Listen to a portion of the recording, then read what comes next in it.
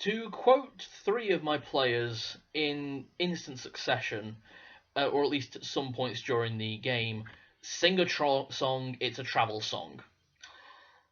Thank you, Shrek the Musical, for ruining my life.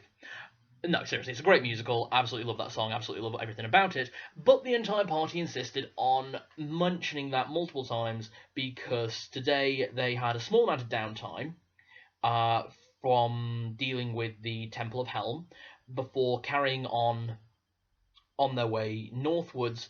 It turned out, due to the actions that they did, that it allowed the rangers and the guards of Torgaval to arrive in Karlek. Sorry, I said Clayton for a second. No, it's Karlek. Where they were able to bolster the defences, bolster supports, bring supplies, chains. A new priest to Helm has arrived, so any rituals in the future will be able to be dealt with quite easily. And the party then had buying or sorting a few things out. I won't spoil anything for anyone, but there's a couple of interesting things happen with Narlock, who is really coming out as a bit of a shiner of a character, I will be honest. Like, honestly, I've had to write so many things in for him because he keeps doing interesting things that I was not expecting from the original brief of the character, and I love it. There's also an interesting interaction between Celadine and Freslin. Not Freslin, wrong campaign. Celadine and Roberto. Sorry, I do these TLDRs around the same time, so I might occasionally mix up names. Anyway, travelling on the way, the party come across a couple of NPCs who will recur. There is a very favourite figure of mine who appears, and anyone who watches Critical Role will know the character. It's not an original character of Matt Mercer or any of the others. It's the member of the Dark Six, the Traveller. I'm personally I've always been a big fan of the Dark Six from the Eberron continuity. I just find dark trickster gods quite fun. I mean, for God's sake, the personal deity of one of my other characters, who is a warlock, he has his patron, but then he does also worship the god of liars. I've always had a bit of a soft spot for the trickster gods. I quite like them. I mean, for God's sake, one of my favourite gods is Bane. I mean, you've seen him turn up enough in this, and it's going to be a major point. But I sort of like using the Traveller because it's a way of using a chaotic neutral trickster spirit. It's sort of a little low-key figure. I could have used Loki, to be honest, but screw it. As well as that, there is a lot that happens, but it's a lot of character personal stuff happening along the journey. So I hope you enjoy character interaction. I hope you enjoy character growth, personal development, and just funny conversations. Thanks very much. Bye.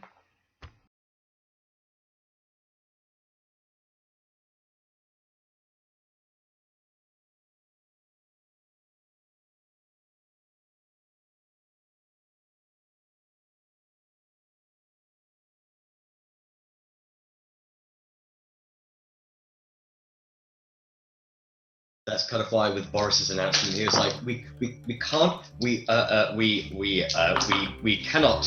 I am actually going to say what I know you are. We mustn't celebrate yet. We must not think that we are completely out of this just yet. Just as Boris, nobody's celebrating yet, you porky pig of a human. Exactly. Don't get the vaccine. Don't get the vaccine. Don't go out. Go out. Get healthy. Don't get healthy. Stay indoors. I don't even know what you fuckers want me to say anymore. Set fire to your dog. But at least, if anything, we did crack open a bottle of wine when Biden finally won. Yeah. At long last. About time. Wotsit out of here. Yeah. Now all there is to do is watch him throw the massive tantrum and be literally dragged out. It's going to be hilarious. Oh, that'll make such good television. It really will. I hope he throws a big tantrum. I hope it's like proper. He's stripping naked on the front lawn, shrieking, Yeah. going mental. Just laughing at that. Did you see that post that went around? Basically, them superimposing him over Kevin McAllister, and he's doing this plan to try and booby trap the White House. Oh, brilliant. I'm gonna sue the world. Okay. It's a rig. So, while we're waiting, shall we get our stuff done and then Chris can join us once he's ready? Yeah, absolutely. So, going to start from here. So, obviously, anything from this point onwards that needs to get cut will get cut. So, where we last left the party, you had dealt with the doppelgangers in the Temple of Helm and completed the ritual that you were all asked to do. When you arrived, it was turning. When you came out of the temple, you found that the rangers of Torgaval are coming to Karlek, and to be honest, you were all so knackered, you just went straight to bed. So as soon as we completed the ritual, we left the temple, and that was when the guard came. Yeah, As if in response to help the town get back on its feet. exactly. Yeah, because we sent a messenger with a donkey. Now, because of the party's because the party is so exhausted, none of you got a decent rest. Basically, you all managed to get like a couple of hours, and that was it.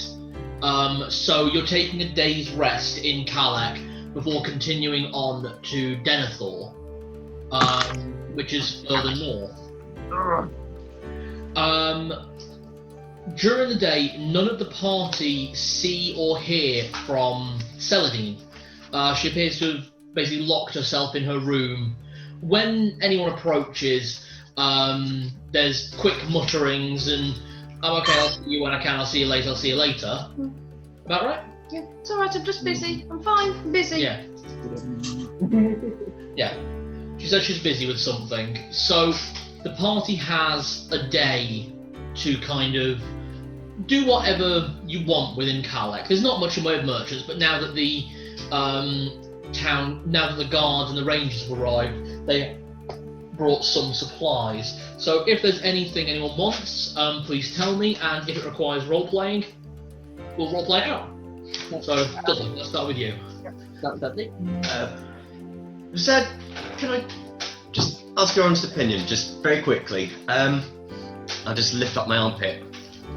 Zed, what do you think? Smell. No.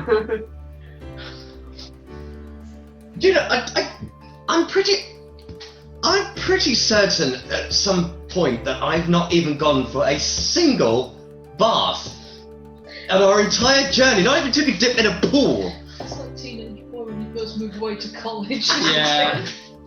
We're doing basically we've got a day's rest, so we're just describing what we're doing in the day. Okay. Where did my guide go? What guide? My player's handbook? It's under there somewhere. Oh no, is it on the top, Chris? The Roboto is epically stinky. Right there, and My hair is an absolute nuts. I need to see if there's anywhere I can at least have a bath, a shower, or if someone could bathe me. didn't you wash up at Marlock's place? He never used it. All this time, you have had access to the bath in the upstairs of the house and the hot water in the downstairs of the house, and you've never bathed. Here's the thing, at any given point, the three of you have mentioned that you have bathed, washed, even just run water through your hair, just as a moment's comment. Dudley hasn't. Right, so maybe what you would call her saw in him was Ifandes. something of a kink. So that. Oh. I'm so glad you thought that, my dear fellow, because I said the same thing. This is halfling Oh. Tell me I'm wrong. musky smell of halfling man. And not mean to be disgusting here, some of my dear friends, but this armour really seals in the flavour. Oh. Asking... Spells. Ah, my Christian Dior. Right, so asking the innkeeper, about the possibility of a bath in Kalek. He does say that he can arrange for a bath and soap to be provided. If you're after some company for your bath, you'll have to make your way north to Deanathore. They don't do that kind of thing here. Fair At enough. least not this time of year. Fair enough, but I mean, I'm most gracious though for at least some form of bath. Yeah, if you're not there for the big, create water, purify food and drink. Are you in ownership of soap and perfume? No. It's going to cost you 10 gold for a hot bath, 3 gold for a cold bath. Oh my god. I've Throw got him in the river. I've got enough gold pieces. There you go. 10 gold pieces. I can give you a sprig of. Oh no, I can't. I'm busy doing spells. Yeah, Sorry. you are out of commission. Sorry, what was that, Nick? Throw him in the river. The river is mostly mud and Kalek. Actually, no, it's fresh water. So you're spending today getting a wash. Do you want to have your clothes laundered as well, sir? Oh yes, please. How much for the laundry? For everything you have, boot polish, everything, let's say 1 silver. And 1 silver piece as well for you, my good fellow. And Thank that you. will have all of your clothes and everything laundered by the end of the day. So you're, to be honest, unless you want to walk around the town naked, you can't do jack shit else. I don't think I'll be quite happy where I am in my. Don't tempt him. It's alright, he is the bard. Okay, But if there's room service.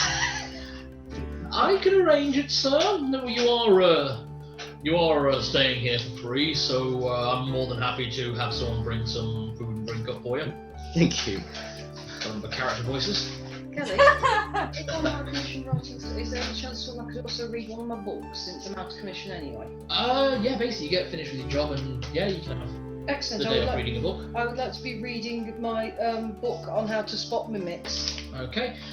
If you ever want to make a shot at spotting something that may be a mimic, you will have advantage at that check. Thank you. Or you will know if you failed or not.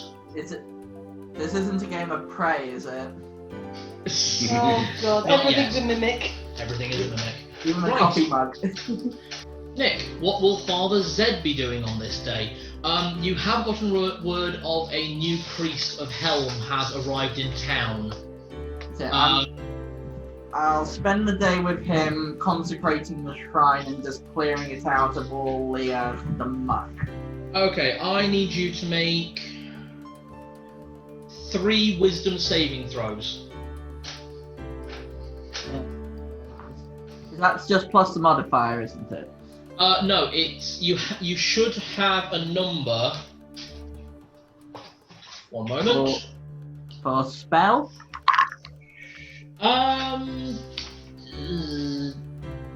Or is it? Call it your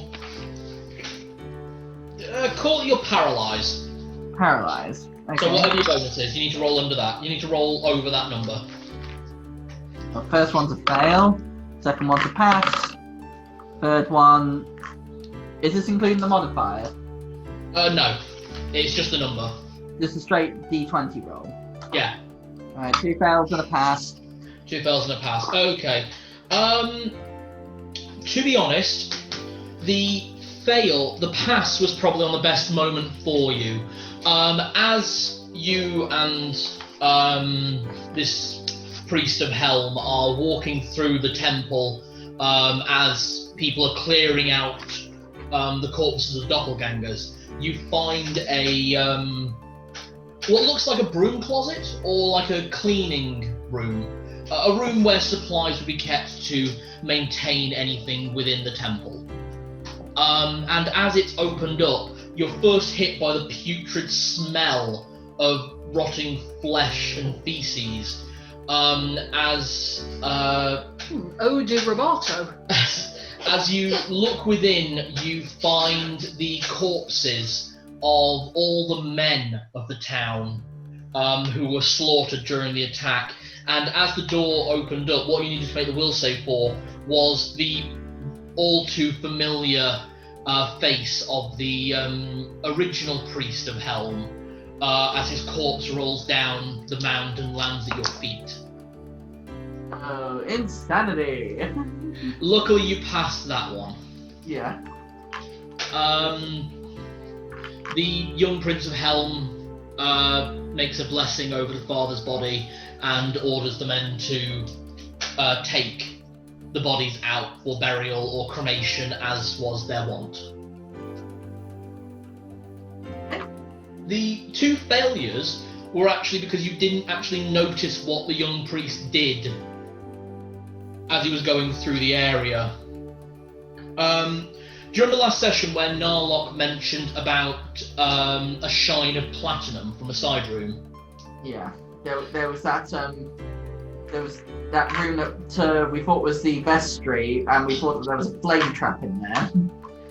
As you go in, there is no trap in there, but you do see it is a vestry, and in one corner of the room is a full set of platinum plate armor. It looks like this is for special occasions, dress armor, basically.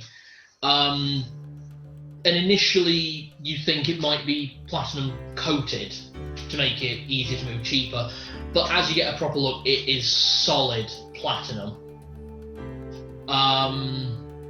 And it's also matched with a platinum greatsword that is also for just for special occasions. It's ceremonial because platinum's a weak ass metal. Exactly, it's heavy as fuck. As you using your monocle that Granny Blackston gave you, you can see that the actual monetary worth of the suit of armor is about 20,000 gold pieces. You could burn the town. You could repair the town, burn it down, and then rebuild it again for that. You know, friend, you're not wrong. We don't really use these things anymore, so I might look into that. Actually, it might be quite good to get the city back on its feet. So why are Will sitting on that? Oh, I didn't know. Is someone pocketing pieces? No, it was more just because the shock of the worth of this. You weren't able to keep the look of shock off your face. And the last one is as you go into a side room, which is behind the vestry, what looks like a prayer room. You see the priest pray at the shrine of Helm that's in there, just a small one, it was a personal one. You get a bit distracted at this point, but when you look back, there's now a doorway behind the shrine. Basically, the whole wall's just slid away. You didn't see the priest do anything. All you saw him do was pray, you looked away, and when you looked back, the door was there. Yeah. And he looks and says, yes, the defense mechanism is still fully engaged. If the priest had been able to get here, the entire temple would have been filled with fire, except for this one room. Ooh. Right, sorry, just one sec, guys. Just getting a phone call.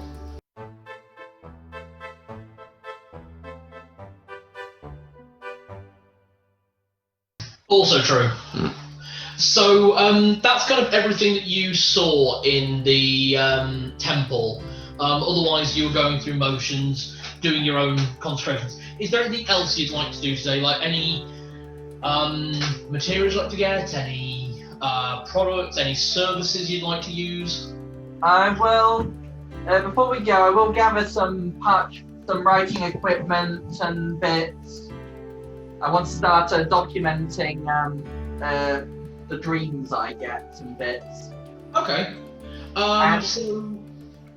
Doing some training with Tibbles. Maybe just doing some practice things with Tibbles. Alright, could you give me 2 animal handling checks and what's your charisma like? Charisma is -2. -2, okay. You give me a try and barter for a book or parchment? What's the DC on the animal handling? What did you roll? What plus your modifier? 16 on one and 5 on the other. Tibbles listens to you. He's he's a wild dog originally, so learning tricks that you've seen the wolves perform with the paladins is unlikely. But you do. He starts doing things like you can get him to retrieve something that you either throw or ask him to search, basically. Very simple one-word commands. Yep. Alright? Yep, okay. And then throw me a charisma check, just tell me what the number is. With modifier or Just tell me what the number is. 15? 15. If you want, you find a merchant who's got a few, like, scrapbooks or packs of paper and parchment, that kind of thing. If you just want parchment and quill and ink, it'll run you 25 gold for a small stack of paper. If you want the quill and the ink and the book as well, it will run you about 40 gold. Alright, love. Was it track and trace as well? It was, yes, she was just checking to see how well-being is and all that. Yeah, how you feeling? Just feel alright. Talked to her a bit about everything that's gone off and... Yeah.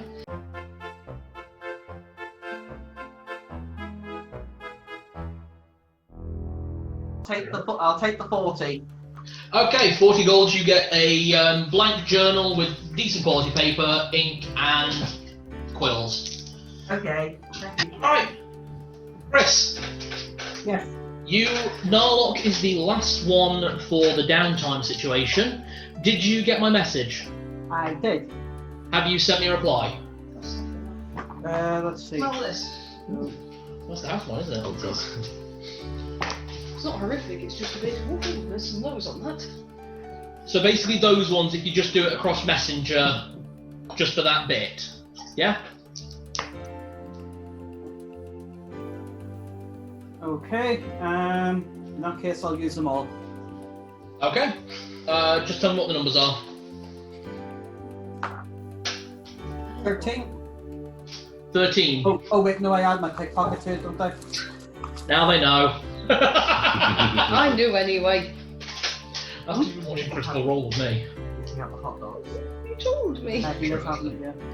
What's them? So that's non-nat 20 for that one. Non-nat 20. Yeah. For the first one. 11 for the second. Is that including modifier? Yeah. And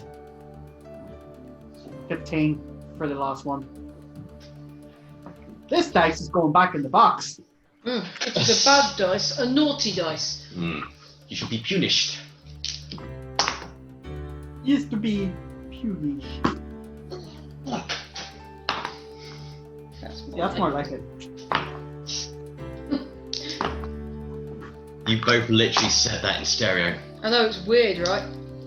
Doody doody doody doody. Did you guys get...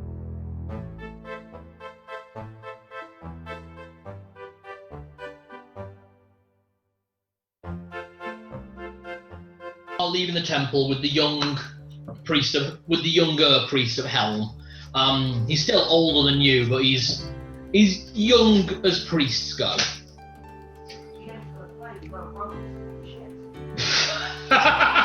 You hear that? Yeah. The pickup on that microphone is fantastic. Okay. Yeah. Yeah, they heard that. I know how to play the roles, they're just shit. So, as you are leaving the Temple of Helm, you see Narlock approaching you and the Priest of Helm. Yeah. Ah, Narlock. What ring from you? Alright.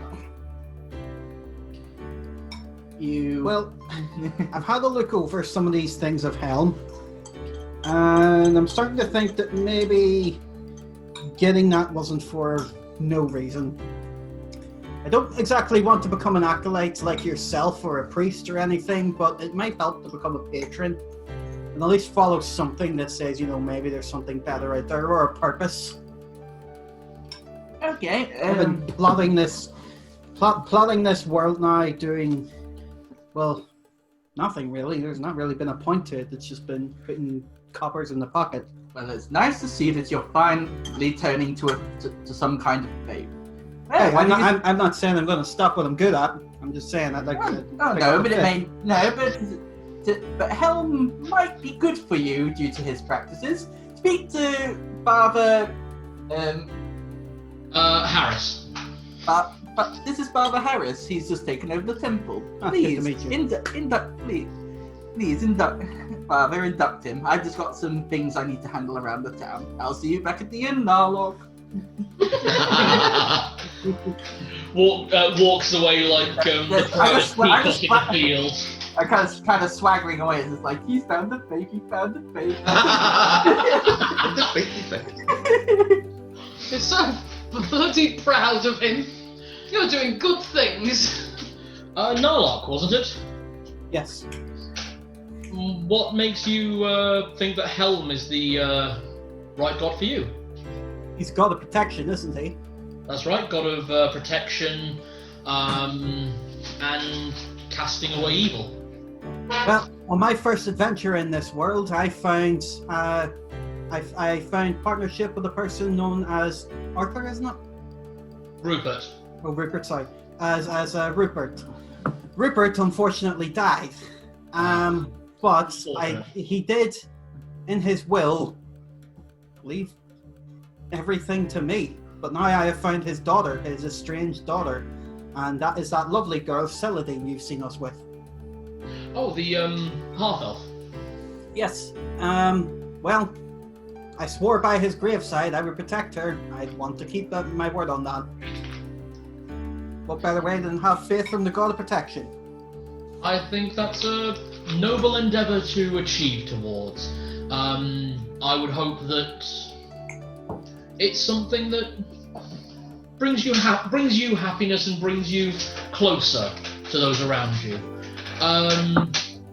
It is only my first day, unfortunately. We don't have much in the way for induction rituals, of course, but oh, hold on. And he takes off his necklace and hands it to you. It is a silver chain with at the bottom a silver to platinum toned armoured fist. Okay. I take the necklace. You can count that as a holy symbol of Helm.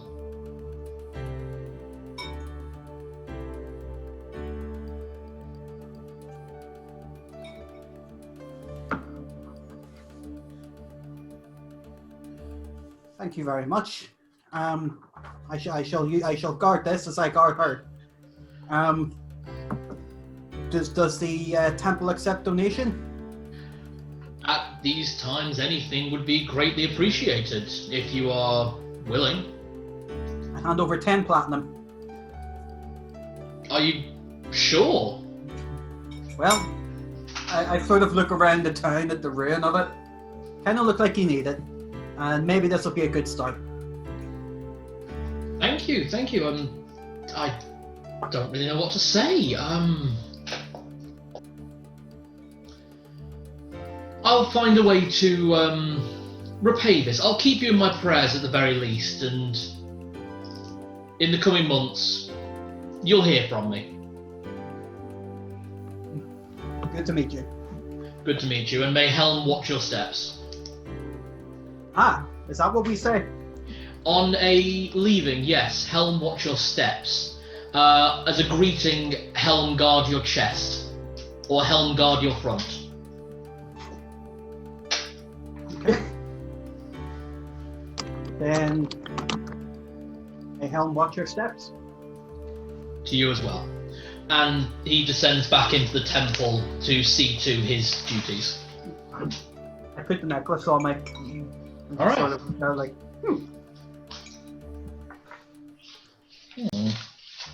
Interesting. Interesting. Why do you have to say it in that tone of voice? Oh, Lord Game Master. I never intend to kill a party if it happens as the rolls. Never trust a smiling DM. Rule number 2. But the problem is I grin like a Cheshire cat. You do? So, Yes. that is everything that the party wished to have done. The morning sun rouses you all on the 24th of... I'll get you the actual month we're in, by the way. I've got the 5th written down here. That is correct. I'll get you the name of the month. 1486. That is correct. bloody, well, I was going to say good year, but Well, I don't know. Torgaval got attacked. Yeah, 1486, well done. No, we still have a century or so before indoor plumbing. Damn! And 10 years until guns are invented. Oh god, guns. Yeah.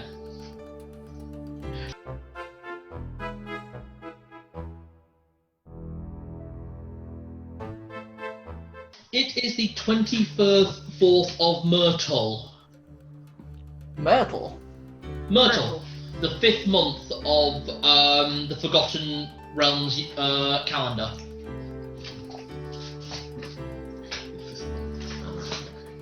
Oh, I thought we were about to appease a girl in a bathroom. Myrtle. Oh god, moaning. Bloody hell. Yeah. In terms of that, at breakfast I'm just going to be there going through my spell book, looking excited with measly on my shoulder, Thank you. stealing my bread. Yeah, pretty much. You want to steal the bread? Oh, actually, yeah. Okay. Yeah, I want him to be stealing bread. I Then think he's that's stealing cute. bread. Yeah, then he's stealing bread. You are all downstairs in the inn for breakfast. The food is fairly simple. As you all come down, you find Celadine is awake, far ahead of the rest of you. I look like I haven't brushed my hair. Yeah. Ah, there you are. He missed you yesterday. morning. Morning. But yeah, I know. I wasn't about yesterday, but here's the thing. I know a new spell. Oh. I've not written them into my spellbook before, so it took me a couple of tries. The nice man with the fist on the chain, he woke me up and gave me a scroll with a spell on it. You mean this chain? That's it. You haven't killed and robbed him, have you? No. You misunderstand. You're also gonna be like, aren't you? Yeah, No, he gave it to me willingly because he made me a patron of Helm, which, you know, I kind of just wanted a purpose, and he so... found the god. Zed, could you give me a religion check? But that's really good, Narlock. I'm glad that you've found something that you really want to believe in. Who's for coffee? Yes, you smell a lot better. Thank you. Yes, I've just had a bath. That's a faith check, isn't it? Knowledge faith? It is, yeah. 16. 16. You alright there, Chris? I forgot to go buy coffee. What? What? I've asked him 3 times to buy coffee today. I have been out twice to the shops for different things, and both times I forgot the coffee. We've got 1 teaspoon left. Oh no! That's a very weak espresso each in the morning. If we take a break at 9 o'clock, I will run out and get the coffee. I still have my wallet and my phone and that. 9 o'clock. Tell you what, We will do that. shall we get through this little bit before you guys actually get on the road? You can run out and get it, and then can do the road journey, because I've got a few interesting Yeah, things. okay. The shop is like literally as close as to Chippy is to your house. Oh, sweet, so it'll just be a minute then. Yeah, it'll only just be a minute. Just nip up, get it, and then back. Anyway, Zed, you recognise that as a full holy amulet. Not uncommon, very easy to get hold of. More common among clerics and paladins than other groups.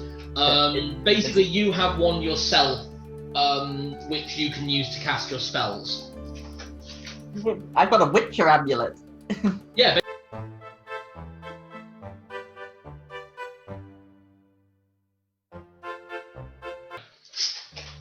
Do I have ritual casting, by the way?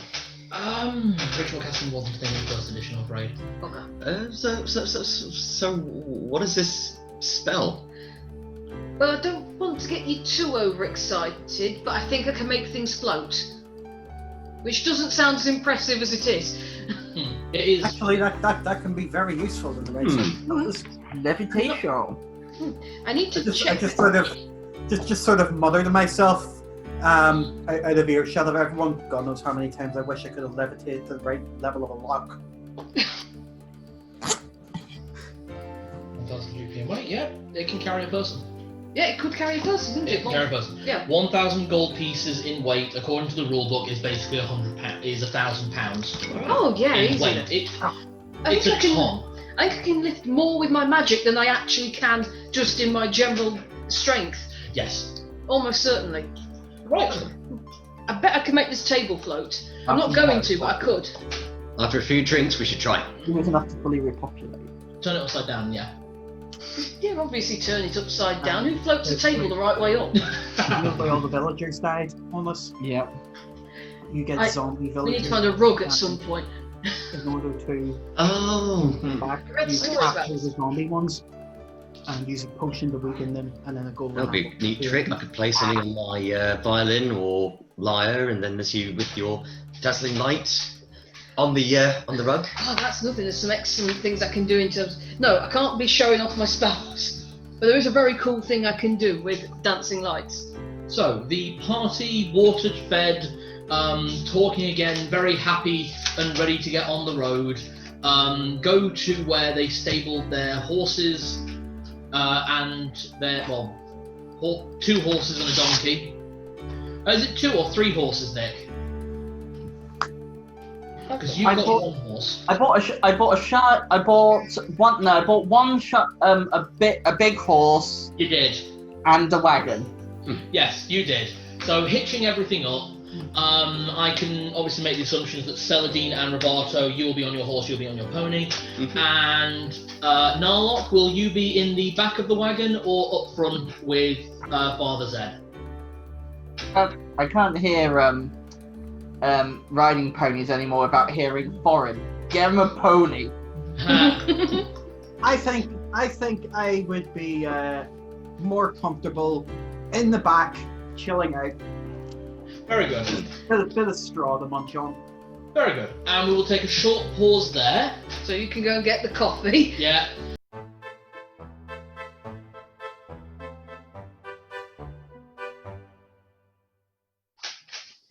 Dwarven tinkers. Greeners. Right. Okay then. So I need Roberto, sorry, not Roberto, sorry, Zed and Celadine to give me perception checks. Okay. Oh, okay. None that 20. On that 20. 12. Well, that is fine. The two of you at Zed slightly before, Celadine slightly after. The two of you where you're sat in the road. So the wagon is in the middle of the road. Roberto on the right hand side closest to the forest line, and Celadine to the left where she can see out into the fields. The reason it took you a moment longer to see what's on the way ahead is because you were out looking at the fields. You can see lots of farmland out there. This is where the farmers of Kalek moved when the Blackheart family told them they couldn't farm within the Kalek borders anymore. So they move further out, right? They moved further out into more lucrative and more acrid fields. I tried to work out what they're growing. Well, I this got time no. of year, not a lot. It's kind of just after the planting season, so you won't be expecting to see very much until about the 8th, 9th month. Okay. Yeah, that's the usual harvest season in Glenbarrel. That's fair enough. Honestly, I was just saying because that's what I'm trying to do, and I didn't notice what I was going to happen. At around the same time that you finally kind of snap back, Zed, you see a little way up the road, just off to the left, closer to the fields, a hooded figure sat by the edge of the road with a small pot in front of him. You can't really make out any features, even as you get closer. You just see this very tattered, battered green cloak clasped close against the cold, or what wind is coming up from the fields. And as you get closer, he stretches a grubby, dirty hand out and says, "Please, any money to spare?" I pray for guidance to see whether or not, see if I can get a sense that this might be an ambush. Roll insight.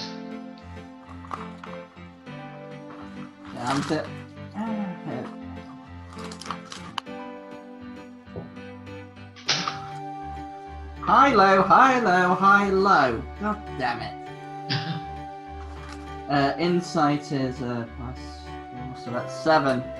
7. There's no sign of an ambush as far as you can tell. I toss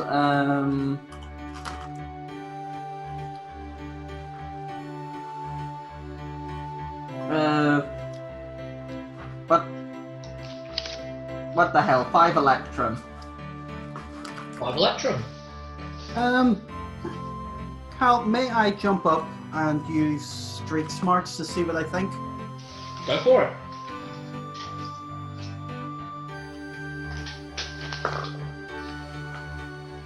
It's 14. He appears to just be a beggar, maybe someone out on his luck. It's kind of impossible. You manage to get a bit of a look at the lower half of his face under the cloak. You see the scrubbliness of slightly unshaved, unkempt hair. What He has could be. what? Hmm? Sorry, go on. He could be young, he could be old, it's sort of impossible to tell. But you get a genuine feeling that this guy is just down on his luck. What has you out here? I'm just making my way between the towns. I travel a bit, that's all. And I was attacked on the way. But I just needed some money and a rest, and when I get to town I'm sure I can get a nice meal and a good rest, and thank you. Say charity. It's not charity. It's not charity, is it? Are you sure you know the way to the next town? It's quite a long walk if you're on just walking, sir. Oh, my 2 legs have gotten me many places. Thank you. There's space on the wagon. There's space on the wagon, isn't there? We're heading along this road. Is it the way you're headed? No, I'll be headed further back the way you came. The Carrick is currently under construction, so it was If there's an inn, that's more than I need. I don't have a lot of money actually to spare. I'm afraid a bit tapped, but actually you'll need a light to walk your way home, walk to the town by, won't you? Something to guide your way. I'm sure a bit of light would be helpful, right? Anything, my lady, would be very helpful indeed. From the robe of useful items, I'm going to pull one of the patches that's a lantern that's filled and hand it to him. He reaches out and takes it. Thank you. This will serve me good. So as he goes, just rests a hand on the shoulder, protection from evil. As he goes, may the white wolf guide your steps. I like that.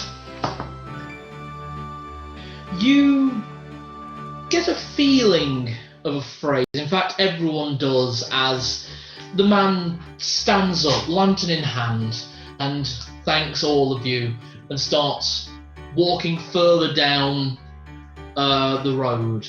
And the phrase that appears in everyone's mind is, the traveller gets everywhere. But that's all. Traveller gets everywhere. Anyone who'd like to may make a wisdom or an intelligence roll. I would like to. Would I? I've got a few little things that may. Just a straight roll for this one. This is a bit obscure. 10. Come under my local fairy tales or anything like that. No, not this one.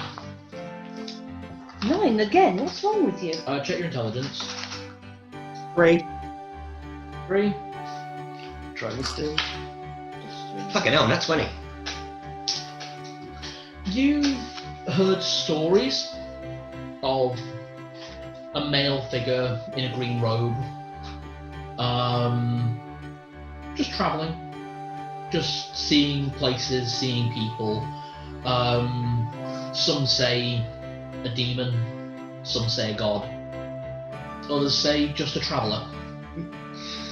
Well, it just kind of rings a bell about a sort of a story I once heard before, back in Harton, actually, around the tables after a few drinks, and, I couldn't really say if it's for definite or sure, but this particular individual, some of the legends, or stories, legends, tales, myths, rather say, he could very well be just a traveller, in a green robe. He could very well possibly be a demon, or even a god. So, who knows? Maybe it's someone who's heard of these tales before and decided to take on a little bit of inspiration, add a little more mystery. It could be someone who's trying to keep themselves in incognito, perhaps. But just hearing this just makes me think, so maybe on our travels we should keep our eyes out and just see if we encounter the same individual again, maybe. That story time from Roberto, who was listening to the story? Everyone. Okay. I was doing the full, yeah. Yeah, so I need Zed to make a perception roll at disadvantage. Disadvantage. Yeah. Oh dear. Perception at a 5 and a 4. 4, so that's 7. Sorry, no, yeah, 8. Can you make me a dexterity roll? Oh God, no. Oh shit! Big bugger, big bollocks. Is this a reaction? Yes. 8. Alright. Why are you being mean to me tonight? And make an animal handling check at disadvantage. Oh no.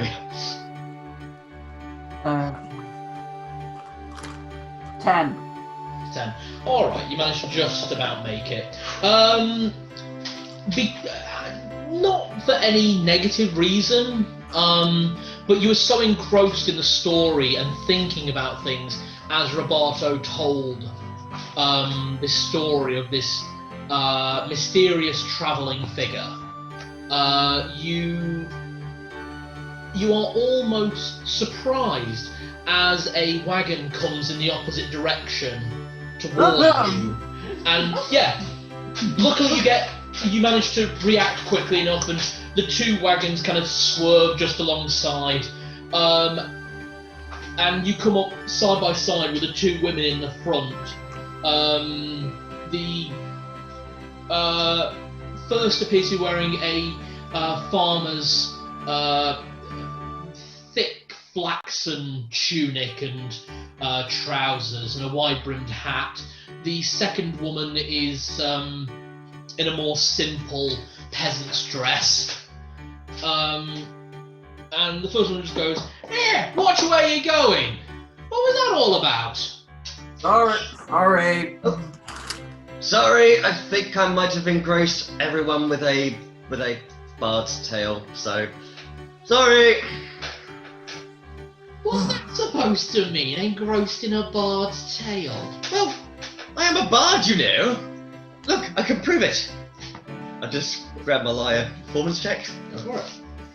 You know what they say, don't regale and drive. 10. Your performance is spectacular. It's good as always. Your playing is good. The woman in the dress goes, Mildred, he's trying to woo us. Ugh. Well, I mean, whatever I say next, I could end up getting slapped for. I'm only just showing my musical capabilities.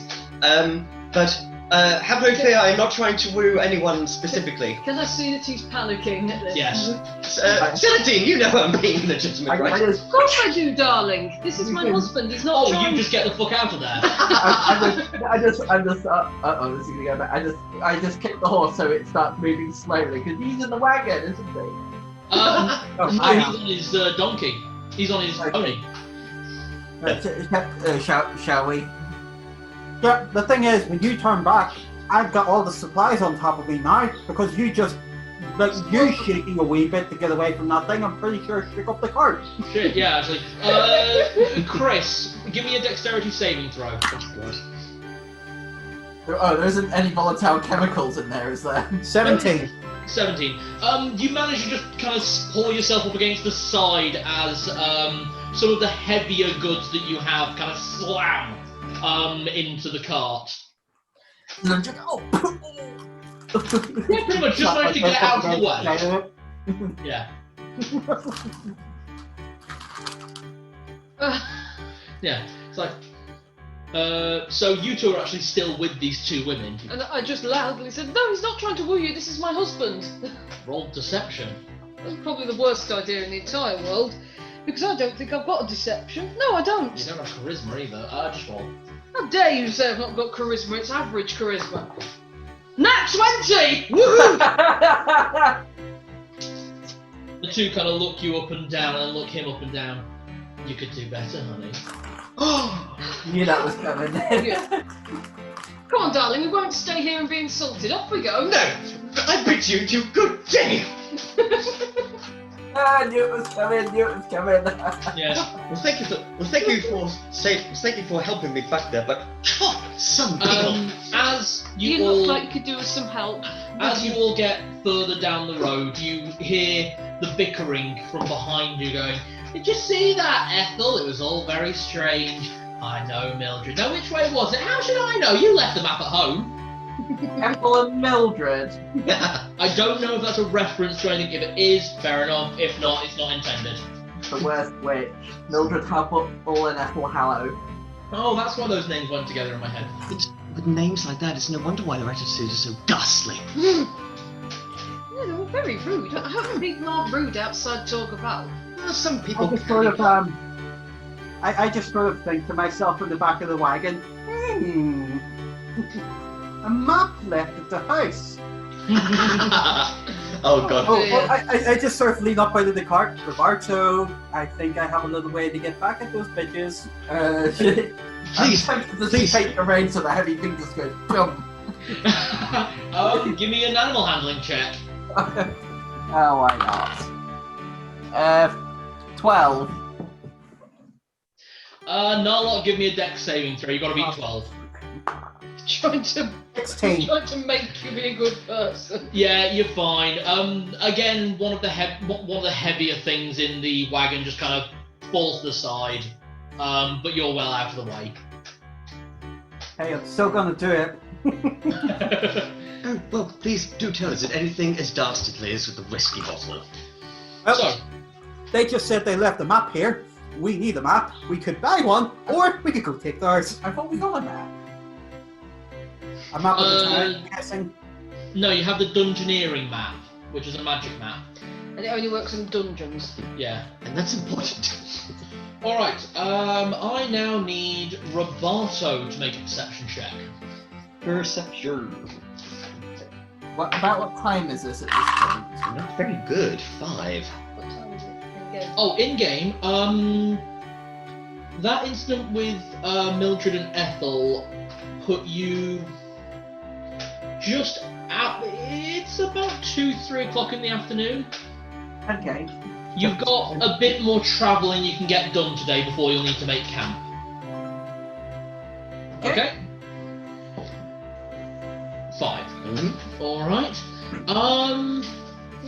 Can everyone who is controlling an animal give me a animal handling or dex saving throw? Me as well? Yes. You're handling an animal. Ooh, that's not so bad. 16. Okay. Good deck save. Okay. 4.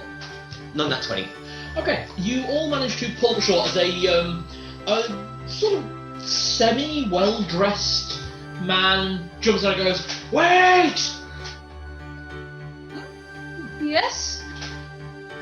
Are you headed to Deanathore, any chance?" Yes? I could really do with a lift. And he jumps in the back of the wagon. Just hang on, no one's quite given you full permission yet. Please explain why you need to get to Deanathore first. Well, my feet hurt, obviously. Where have you come from, originally? Originally from Deanathore, need to go back. Okay. Whose business is it? Well... It's our bloody wagon? Yeah.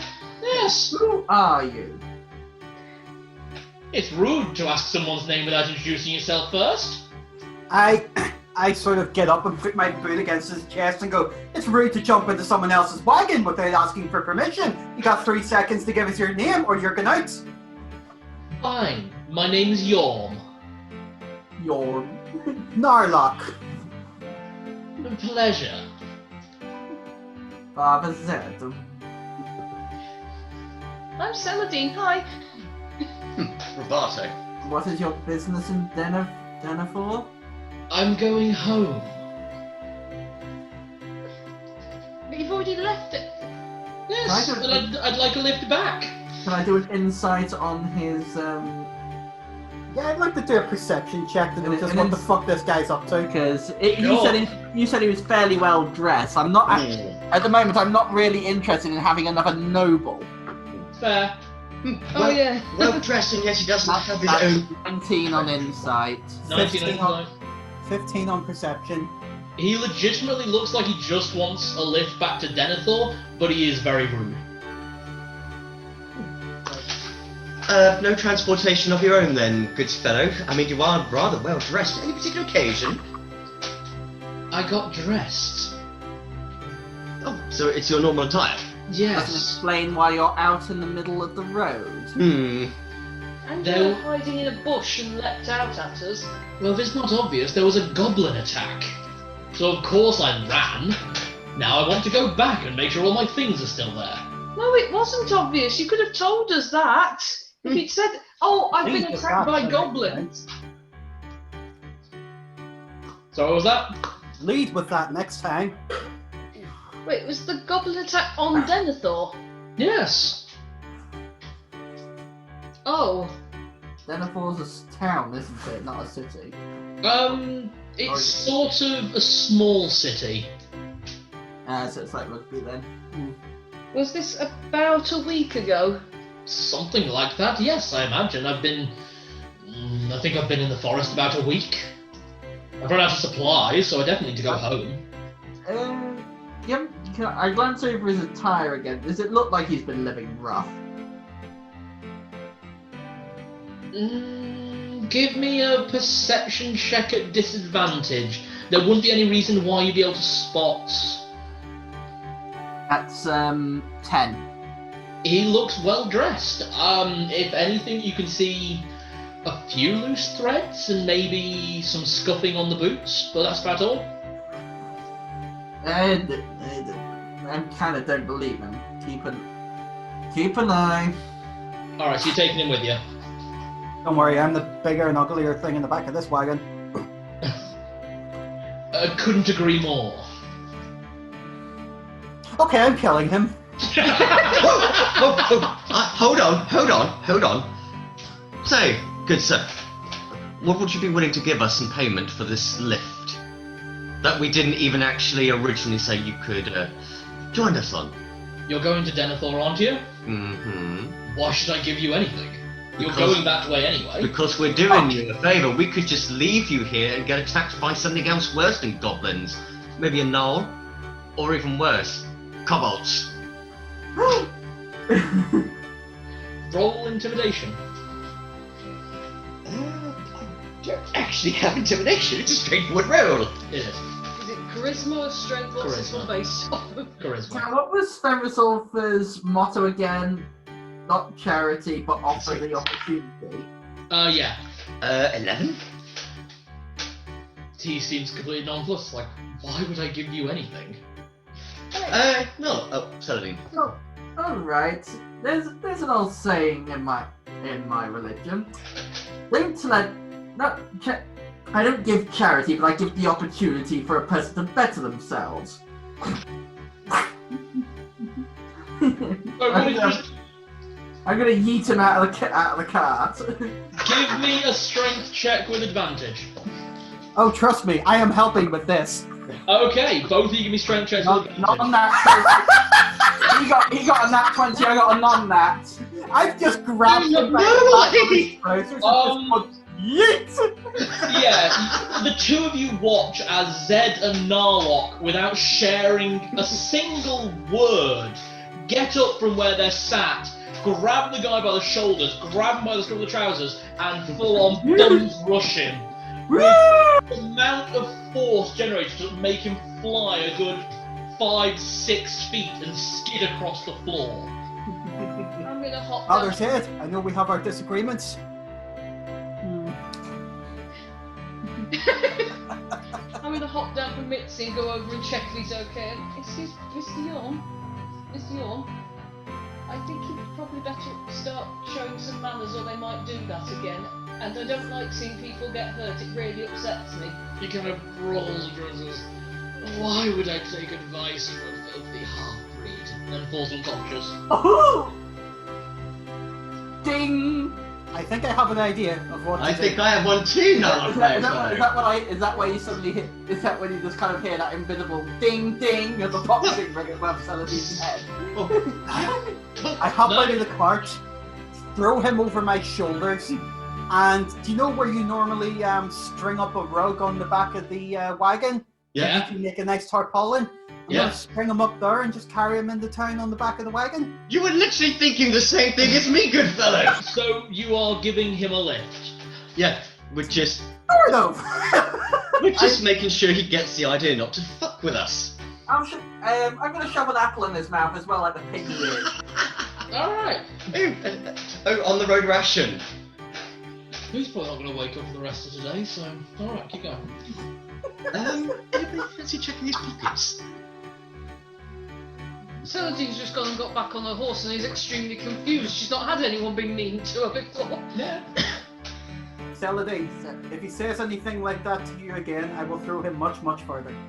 I'm sorry, the world can be a cruel place, and now you understand what I was dealing with when it came to Turok. That Really? dwarf. Oh, Blue Vein. Bloody hell. And It was Turok or something like that, wasn't it? I've got it written down somewhere as well. Yeah. and also, I could always teach him how to play on my panpipes, except he won't actually be playing them with his mouth. Yeah, but then he got to stick that. Yeah, but then he got to blow into that afterwards. Oh, I may not play it anymore. I could sell it without telling him where it's love the been. idea of just Two half-orcs just tossed, just What's that? caper tossed forward as far as they can. Tuscal Blue Vein. Tuscar, that was it. Tuscal wasn't that bad. I mean, he was very, very rude, but he didn't call me names or anything. Some people just resort to being, especially when he said about the comment about being, being half-breed. That's just disgraceful. I don't understand why anyone would be angry at me for being half. It's not like I chose that. Shouldn't be. I mean, we're half-orc. Those other orcs didn't give us any guff, and neither have any people, so why should anyone give me any guff? Which is oddly surprising. Well, actually, here's the weird thing. In first edition, it literally says that half-orcs are accepted by both humans and orcs. But not dwarves or elves. We're not big on elves. Don't like us.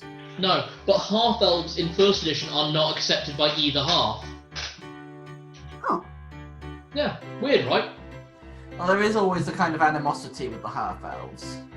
Yeah, basically the humans view the elves as being too elfin, and the elves view the half-elves as being too human. Whereas with the half-orcs, the human half sees them as just humans who are bigger and stronger, and the orcs view them as orcs who are just smarter.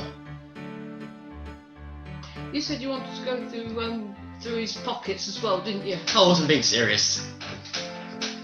It's alright. She's not going to stop you. She'll just look at you in a disappointed sort of way, but she won't stop you.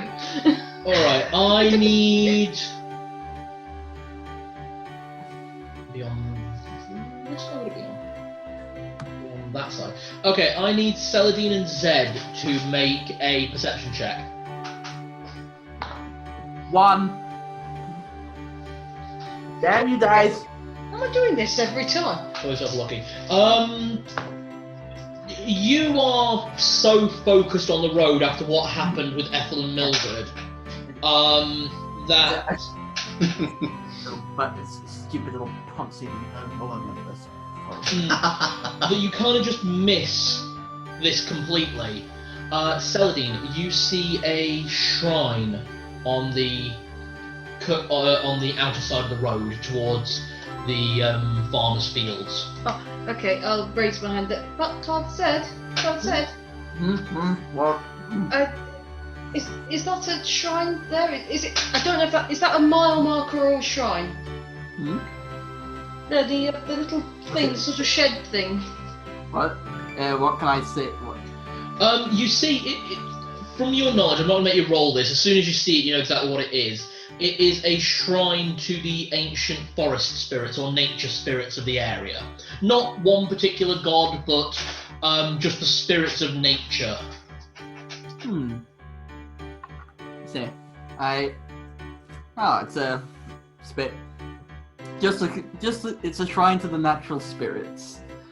You see, I reach into my pack and pull out a couple of apples and a one of my I think I've got a bottle of mead in a drink. Would that be included in the rations?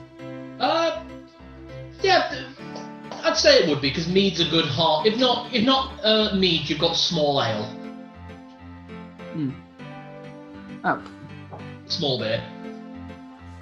Oh, it says here I've got some ale. I've got two bottles. Oh, there we are then. Yeah, so I place a bottle of ale on the shrine and the apples in a bowl. All right. You leave your offering and you continue onwards. Your travel, very nice in the slowly darkening but clear sky. Making your way a little further road, the night is starting to come in. You're starting to get ready to call it and just like make camp, which would be absolutely fine.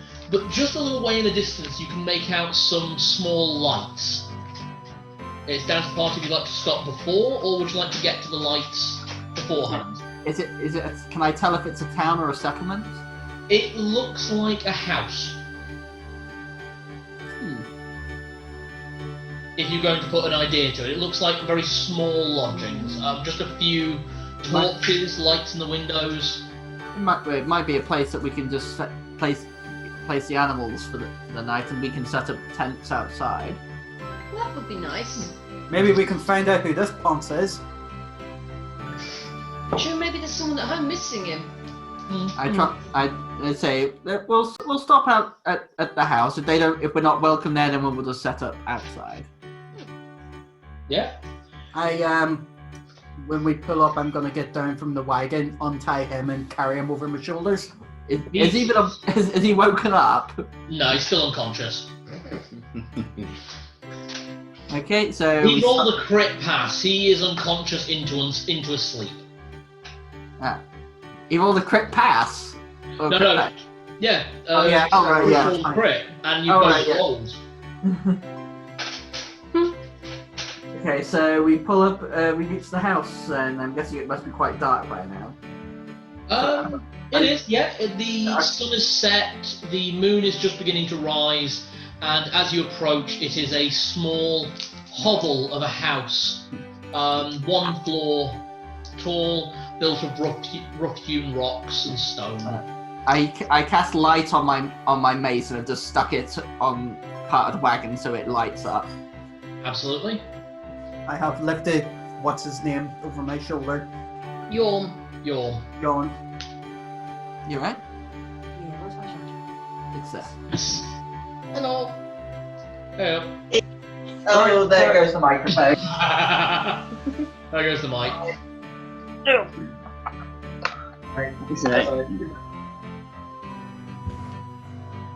We're back.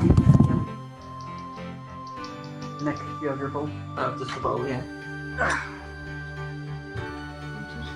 I got posted while I was up at Sainsbury's as well. Okay. Okay, can you hear us okay still? Yeah, absolutely fine. Right then, you approach the small hovel, and is anyone going to knock at the door? Which one was his least threatening looking? You.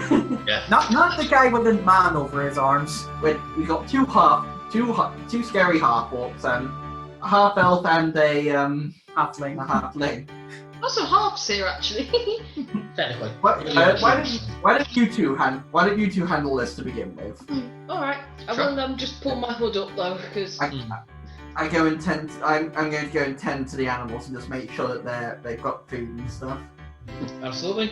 Two of you approach the door, and a short door. You hear some noise from within, and the door is cracked a little bit. You can see a chain just between, and half of a feminine-looking face. Says, "Late for travellers. What are you doing out tonight?" Oh, we're on our way to Deanathore. I thought we'd press on for where we saw the lights of your little house. We were wondering, could we possibly shelter our animals here for the night? We won't impose on you, obviously. Roll. Just roll. Just roll. So 5. You can put your animals in the field beside, but I won't be opening the door till morning. All right? I sort of raised my hand. Just a question while we're here. We came across this guy on the road. Any idea who the hell he is? He told us when we found him. Roll deception. I just sort of hold him out like we kind of need to find out where we're bringing him to. We don't know if we're bringing him to Deanathore or if he's from here or what. You recognize him? Yes, actually. He looks like the gentleman who came past about 5 days ago. He, quite rude. Put some supplies off me and then ran off into the forest. Oh, supplies. So would that mean you'd be open for business in the morning, perhaps? In the morning. Well, that's wonderful. Thank you very much. Thank you. We'll camp up just across the way. Move the animals into the field, and then in the field I pull out that necklace which has the portable tent and. Oh yeah. Glad you remembered about that. I get the roll that I originally had in place of him, and I put the roll onto the wagon and pull it up over the top and tie it in. The little tent in the back of the wagon. So there's a roll at the bottom of the wagon, and I pull it up over the top of it and tie it to the sides. So now the wagon is in itself. Oh, the wagon is covered. Yeah. Right, now I understand. Or I thought you were saying you were going to use that as a tent. No, I've used the wagon itself as a tent by putting a cover on it. Okay, you know that the portable tent, it's like the Weasley's tent. Yeah. In Harry Potter, yeah? There's big space inside. Yeah. As the charm hits the floor, there's a burst of bright light, and in front of you is a large tent that's just kind of moved things aside for it to land. It's off the road, so you're fine there. And as soon as it is ready, the smell of hot chocolate and cooking milk fills all of your noses. Wow. I just sort of lean out of my my little makeshift tent. Can I stay in there? We're always going to stay. Is this the first time you've used this? It is the first time you have used this as a party. Lady Flanders showed you it when she gave it to you, but this is the first time you've used it. We were going to use it in the dungeon, but then we found patches. Yeah. Oh yes, trusty patches. Trusty Patches, Trusty Market. I say, well, I suppose we should. He's not coming in though. I point over at the Oh, it's okay. He can take my place here. Shove him in the makeshift tent. Is he still tied up? Yep. Is he still tied up? Yeah. No, he's not. Yeah, tie him up. All right. Tie him up. Nick, Chris, make me a roll using your actually be a trap making skill. I don't want him making off with the horses. If he wakes up and he's alone with the wagons, should we set up a watch? Yeah, not a problem. Yeah. I'll take the first watch. Set trap will give me a +5.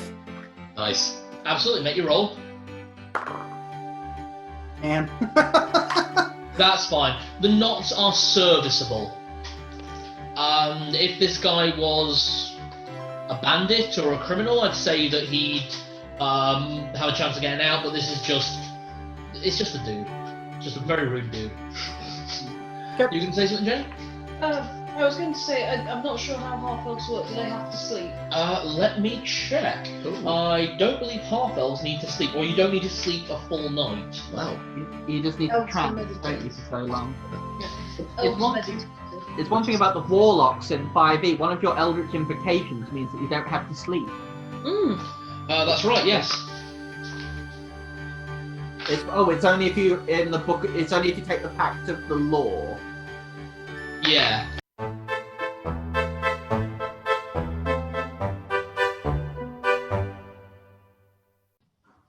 In later editions, it's not in the elves one either. Yeah, you're right. Elves, strictly speaking, elves have to sleep in one ear as well. So Oh, do they?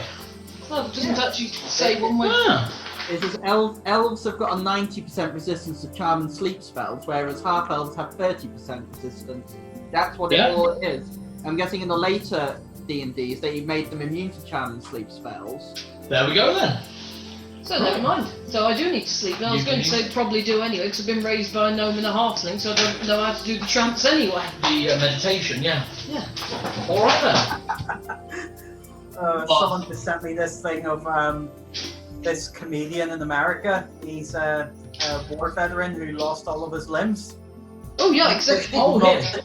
He loves it when people, they always look at him in shock. Kids as well. And this one boy came up to him before and asked him, "What happened to you, sir?" And he just leaned over to him and said, "Never smoke cigarettes, kid." Oh, that's good. Nice. All right then. So, who is taking the first watch? Zed said he would actually. Yeah. So Zed, then who? Then me. Narlock. Do you want to or shall I? I can go next if you like. In terms of just party mechanic, it would make more sense for Roberto to go third and Celadine to go last. Okay. Oh, for regen. Exactly. Because you regenerate your spells after a long rest and then preparing the spells first thing in the morning. I've not actually used any, but okay. No, but it's always just good to get the practice in. Yeah. Alright. Do you remember when I played Endorian and they would make sure I took the last watch? That was why. Alright. Right, okay. We don't speak of him ever again. Broke my heart. Oh. Those are characters I would love to run again, because I actually did enjoy Oi. Yeah, Oi was fun. Or I'd try and redo Endorian so he's actually a functioning member of the party. I'd re-roll commanders to make sure he can hit something. Yeah. Was it? What you like to do? World of Warcraft again? Or Yeah, it was fun. I would like to do it again, but I want to use Nuanu exact. Like I want, if we're starting from back at level 1 again, I'll just rewrite him as a level 1 character, but it's still going to be Nuanu. Yeah, same with commands. Yeah, because Endorian's gone somewhere. Oh, Endorian's gone to a bad place. Yeah. I would personally probably roll up as Oi. No, why? Oh, it's an Alfred. Sorry, those things off to the right there looked like it was a cracked screen. No, it's Oh. that's Merchoid. Yeah, I shouldn't look at Merchoid. Merchoid? It's a website which has all of Harry Potter, Lord of the Rings official memorabilia And Assassin's Creed. It's where I got my Ravenclaw Christmas sweater. Nice. But they're expensive, but they are so worth it. Okay, let's do this. So, If we're taking watches and I'll regen anyway, I'm going to show my Tensor's floating discs now. absolutely, you can do it before you go to sleep. Watch this, you like this, right? Have we got something flat I can use actually? Oh, hang on, I'll use my bedroll. Please don't take the wheels off the wagon. I'll use my bedroll. So I've rolled it out flat, stand on it, and go rise. And obviously you cast Tanzan's Flying Disc. Floating disc. Floating disc, yeah. So as a party, you see as Celadine starts to float about a foot to 2 feet off the floor. But what happens with the bedroll is that there's a circle about a foot in diameter, coming up through the carpet. Oh. See, I can make things float. I can make myself float. Yep. I'm unstoppable now. Hey. Am I asleep yet, or? No, you're all still awake. This is just before you all go to sleep and take your watches. I was just showing off the new spell I learned. I look to Narlock and then I look back to Celadine. I'm like, maybe if we need to get this guy to talk next time. I just don't... Celadine, maybe the next time, if he probably will insult you again, actually, thinking of his character. If he does, just, why don't you use that to lift him to the ceiling? Very fast. Very quickly. Oh, we tie him to the wagon. We use the thing and then he looks like some kind of decoration. Oh. I set aside some crusty bread and a pitcher of water for when he wakes up. Alright. I'll have to think about that. I'm not sure that I'm supposed to really use my magic for evil. It's like evil. I'm going to, if we're having our rations now, I'm going to step outside about 30 feet away from where everybody else is. Yeah. And I'm going to have one of my search for me. I did say I would let you eat that without having to make a constitution check. And we're inside with hot chocolate. We're having hot chocolate, yeah. Yeah. Oh, I'm coming back for my hot chocolate. I'm just going to have some food outside. So I'm just going to mark that down as one left. You then put the jar under the tarp.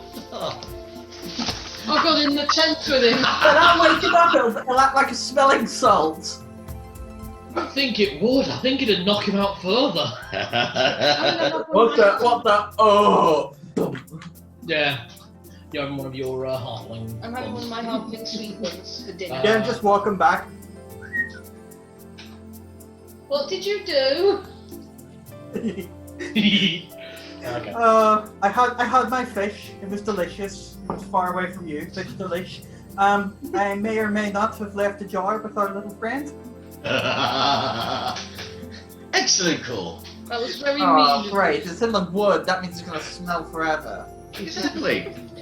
That was mean, but thank I'll do you. some checks. Okay, Zed, first watch of the night, give me a perception check. 7. 7. You see nothing. Nothing happens. Narlock.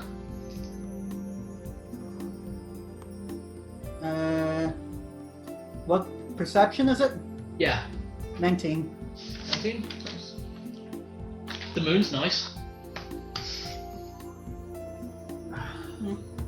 Roboto. 10. 10. You see nothing. You're a bit groggy. You're a bit. Don't go back to bed, but you keep awake. And Celadine, your final watch while reading your spellbook. Oh, it's preparing my spells, aren't I? Yeah. I can't be reading one of my other books, sorry. Well, you could prepare your spellbooks and then read one of your books. Could I read the Demon and Devil Bestiary then? Absolutely. It's very boring. It's very dry. It's going to take a few reads to finish it. Oh, fair enough. Nat 20, so 23. You watch the sun rise and use it to very nicely finish your book. It's a bloody dry read. That's why I've actually finished it then. Yeah. Oh wow, I sped read it. Yeah, so any time a demon or devil comes up, I will And give a bit of information. Cool. Z is for. Oh god, he's actually. Or Zebracorn. Z is for Zebra Demon. I can't help but feel like they might have phoned that one in a little bit. It's demons and devils, isn't it? Yeah, it's the bestiary of demons and devils. Yeah. Genuine yawn. It's probably about the size of Fantastic Beasts and where to find them. Yeah. Nice. The book ends on Yinogu, the demon lord of Knolls. Oh, Yinogu, Demon Lord of. That name sounds vaguely familiar. What, IRL or? I can't tell if IRL or from this game, honestly. I've not mentioned it in game yet. It is. You will recognise it from Crystal Roll. Ah. Yeah, I recognise it from Crystal Roll. I do. when they to fight those Knolls. I don't like Crystal Roll references. Spurdy. Yeah. Morning. Everyone starts to wake up. You. As the man comes, the noise is coming from the tent. You're all 20 on perception. There was a noise about half an hour to an hour ago, and then there was a louder thunk noise, and they've not heard anything from the wagon since. I'm going. I might wander over to the wagon. Once everyone's awake, Yeah. you find the man tied up. Clearly, looked like he tried to start untying the ropes that bind him, and then he fell unconscious again because as he was moving, the jar of Sustromig sort of fell and landed directly on his mouth and nose. Oh dear.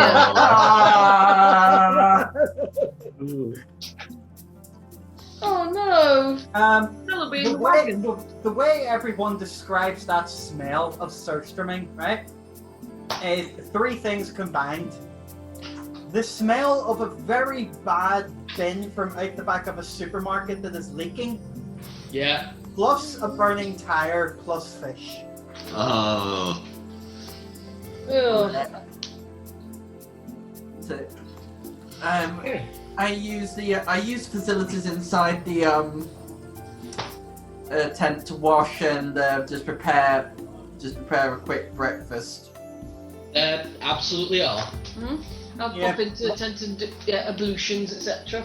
Yeah. The one thing Narlock hasn't done, he's going to do. He has just a bit of a goatee mustache combo. He's just going to have a little shave just to reshape it. Okay, not a problem. Roberto, morning illusions. Just reciting over a dream I had about Lady Offenders and the fact she broke my. Oh! Well, you're just... It was a very expensive instrument she broke, but I guess it was worth it to some extent. Oh, sorry, why am I telling all of you this? I'm so sorry. I should. Inside voice, Roberto, come on. Anyway, so. White Wolf Protectors, White Wolf Protectors, White Wolf Protectors. Do what you will. 3. Failed. Do what you will. Roberto, would you mind shutting up about Lady Fandos just a little bit? Okay, sorry. Yeah, that's the point, Roberto. Inside voice, inside voice, inside voice. Yeah. Inside voice is dead! Now, with your morning surprised by the outburst from Celadine, you are all roused by, you are all finished rousing by a slight knock at the door, or knock at the wood post of the tent. Hello? I'm trying to remember the voice now. It was, hello. I think I was a bit rude to you all last night. I'm not coming in though. That's it. So please get. If you don't, as you wish. It's alright. There were strangers knocking on your door in the middle of the night. Of course you were rude. Stepping out, you see a middle-aged woman of elfin descent. You smell she's most likely full wood elf, but has lived away from the tribes and the forest clans much of her life. She's dressed more similar to a farmer of this kind of region, but with a bit of embellishing on her rough spun tunic and trousers that sort of denote her a bit of a hunter. It's like the wood elves that you find in the cities of Skyrim, basically. Yeah, actually. Okay. Before you go, if you need anything, I do stock a few bits and pieces if you're willing to trade, and then you can be on your way if that's alright. Yeah. Always good for getting more supplies, yeah? Certainly, may we see your wares? Absolutely. Come on over to the house. I'll get a few things out. And she... So you guys head over. I'll put the tent. I'll pack up here and see to the animals. Yeah. The tent goes... What's his name in there to me?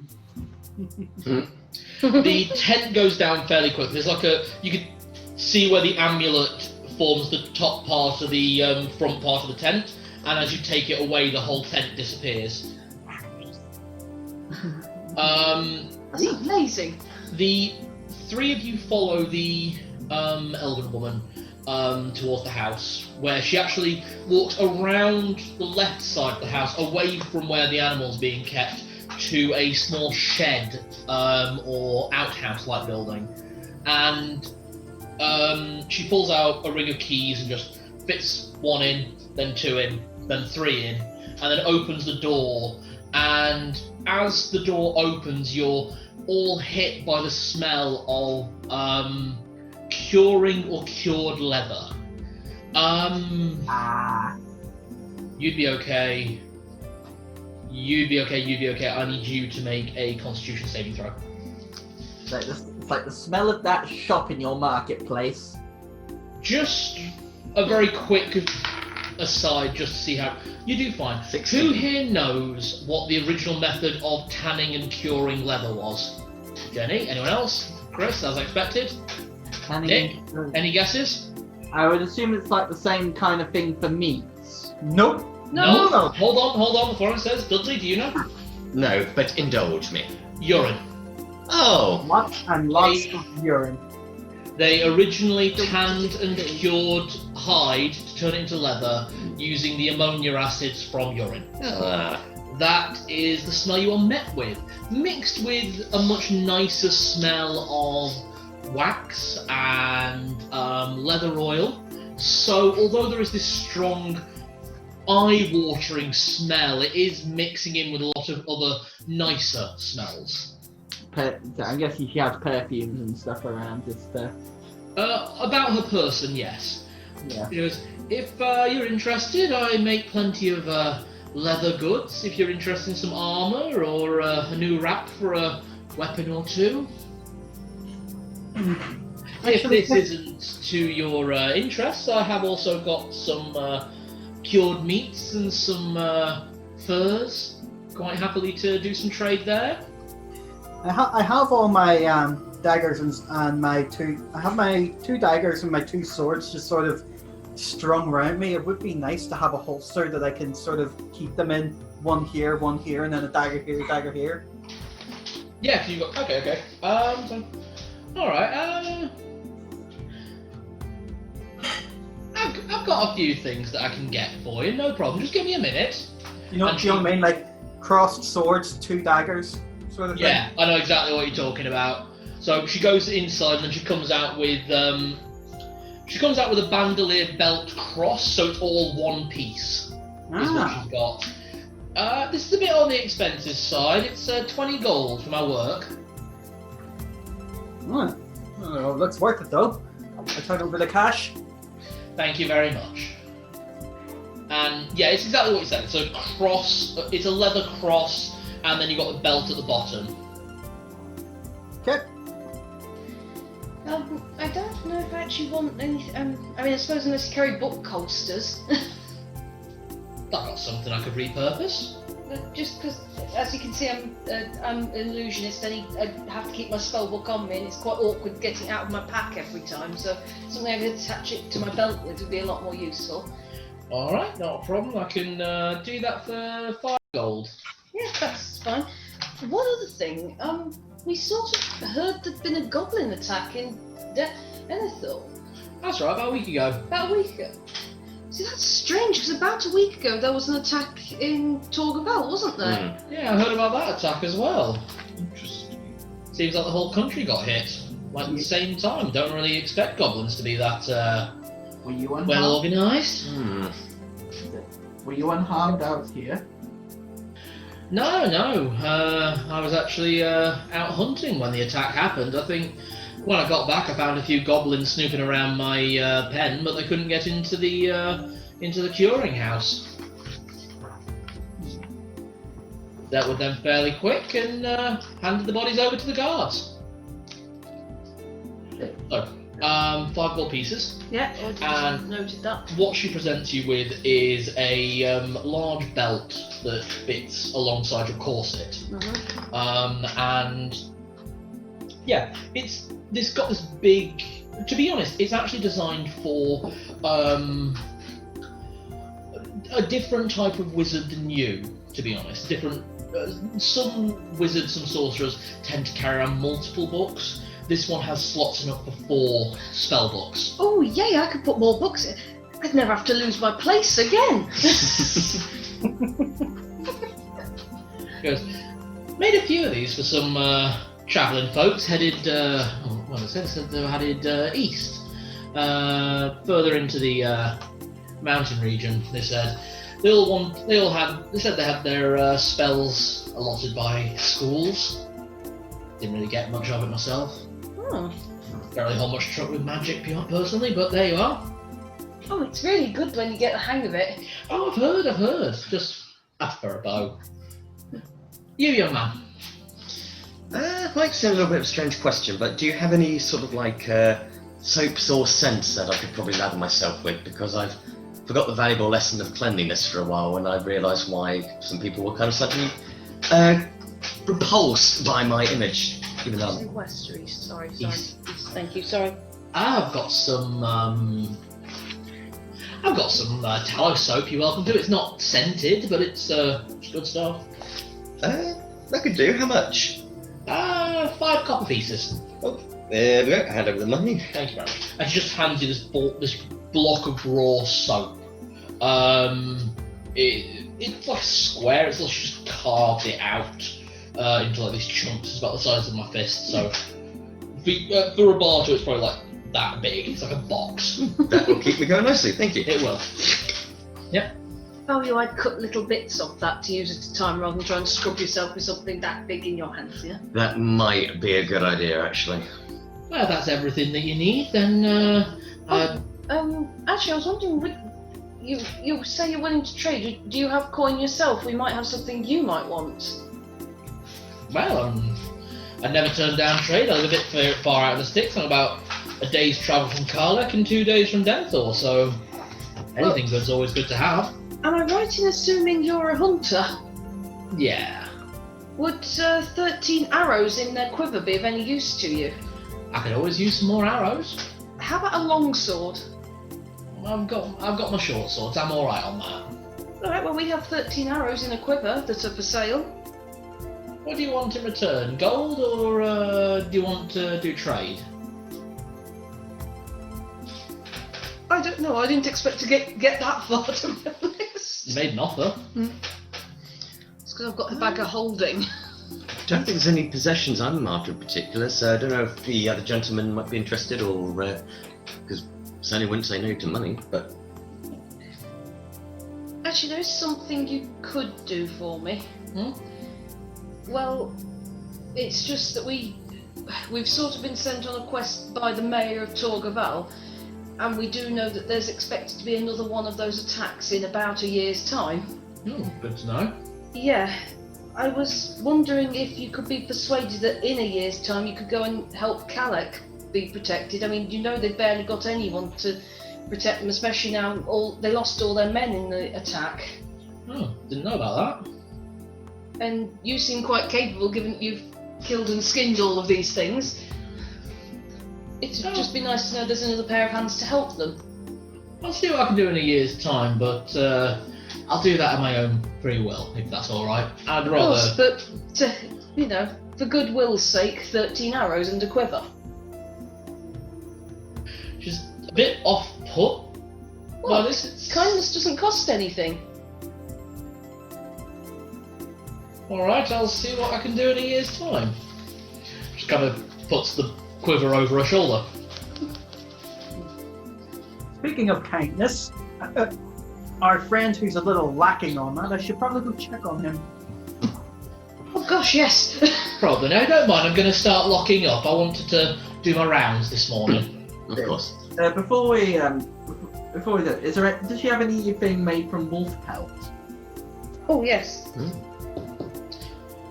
If you're asking, I've got some wolf furs I skinned just a couple of weeks ago. For Tibbles. Tibbles is a dog. Oh. I don't think he was going to throw me up against a pack of wolves in my first session. I was tempted. That little bit a bit over the top. Okay, does she have anything made up from them, or is it just the furs themselves? What kind of thing are you looking for? It's like a belt or something, maybe. I've got a belt made from woven wolf hide. It's not as good quality as some animals, so not many people want it, but I'll sell it to you for a gold. Yeah, I'll take that. And can I? Does she have a couple of wolf furs? Yep. Each fur will cost 50 gold. Okay, let's see. They are they're big. They're not something you usually find, and these are the kind of thing that you usually sell these at trade. This is like another version of gemstones. Okay, I'll take one pelt then. Not a problem. She goes into the tanning room and she count your money, and you hear this sound is like, oh damn, I'll have to pick those up later. Ah, bugger it. And she just kind of wanders out, and she's got both her arms, because she's quite a small woman. She's a wood elf after all. I reach down just to help lift it. Oh no, she can carry them absolutely fine. She doesn't just have to use both arms, but you can see the massive cables of muscle from years of archery and sword fighting kind of coming up under what little armour she wears. And just, here you go. Thank you. And she kind of drops it into your arms. Can you roll me a strength check? Oh, that's good. 16. You manage to take it, you feel the weight of this, and it's like, if this woman could carry it that easily, kind of just outstretched kind of up, how strong is she? Damn, how big was this wolf? It's... wolf pelts, I've seen wolf pelts that have been skinned, and they are huge. They're a lot bigger than you expect. Yeah, it's not... and because it's all fur, there's a lot of weight to them. Okay. So, Okay. The only other thing that we want, do you perhaps have any feed that we could feed for the animals that we could buy? Not really, I don't really keep animals that run on oats personally. Just a few pigs. Sorry. That's fine. But I said we're not too far from Deanathore, so we'll be able to pick up some. Day and a half travel if you make it good time. And it's lush grassland between here and there, so. Oh yeah, plenty of space to feed the horses. Right. Well, thank you for your patronage. Thank you for yours too, and I'll see about that in a year. Oh, we didn't get your name either. Sorry. Eileen. Eileen. Darlock. Pleasure. Now if you don't mind, I've got to go hunting. Only worked out the accent. Yay! Very good call. Yeah, the white wolf aids you in your hunt. And may the huntress not shoot you in the back. That's not me, by the way.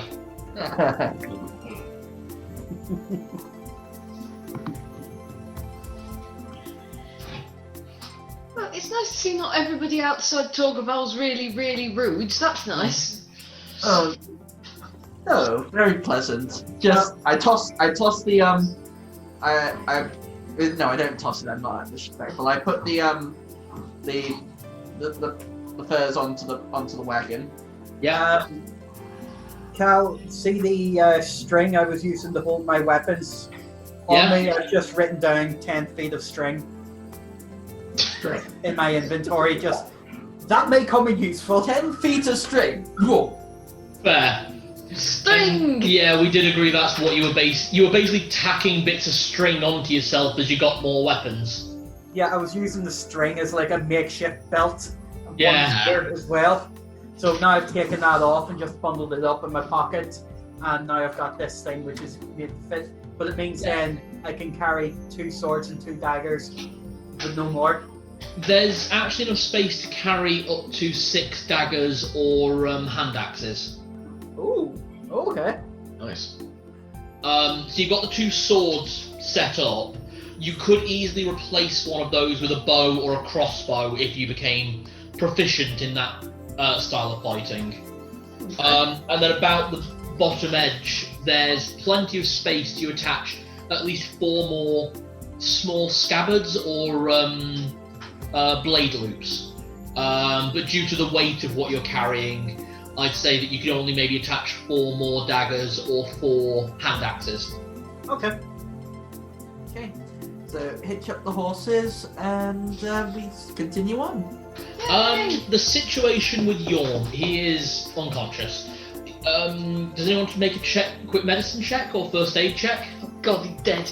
I make sure. So it's probably best that we feed him. At least make sure he's alive. I can do a first aid. Yeah. None that 20. You do the first aid check, have a quick look over him. He's not waking up, but he is breathing. It looks like he has... It basically looks like he's gotten over the exhaustion and possible concussion of yesterday, and then as he's woken up, he's kind of passed out. Yeah. I just will you get rid of that tin? I take it and put it back into my pockets, the empty one. Okay. I am not standing near you for a little while now, no offence. You can always get a refill on it. Well, it's sealed up again. Yeah. Now, if you don't mind, I'm going to stand upwind with you. I sort of just slap him around a bit to try and wake him up. Oh, so at least you were willing to give me a lift. Let's just say... Well, do you know what? No, you'd rather not hear what I have to say. Oh, but you see, there's a difference between me and you. I know when to hold my tongue. So we've got you some food, and if you're willing to come along peacefully without insulting us, I promise I won't turf you out again. This time a lot further. Roll intimidation with advantage. Sad. Okay, plus 2. I hope the next series of that comes out soon, by the way. Same. Okay, so that's 17. 17. Look, I'll agree not to say anything bad. Glad we understand each other. Would you like, just because he's agreed to that, I'll offer him one of my, you know the sweetbreads that Dudley got for us? Oh yeah, the halfling buns. Yeah. I'll offer you one of these. Thank you. And just, he eats it. What, do you untie him? Yeah, I assume... Yeah, I do untie him because we only tied him up on the thought that he might steal the horses during the night. Yeah. So yeah, he's untied. I get the feeling that he probably would have done. So I got the mental image of you trying to do the airplane to him then because he couldn't move.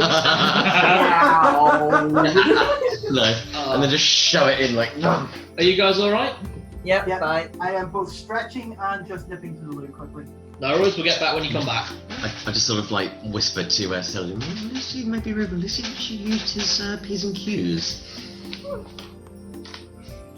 As long as he's not saying anything nasty, that's alright. That's right, because if he does, then I'll have to knock him out again. There we are.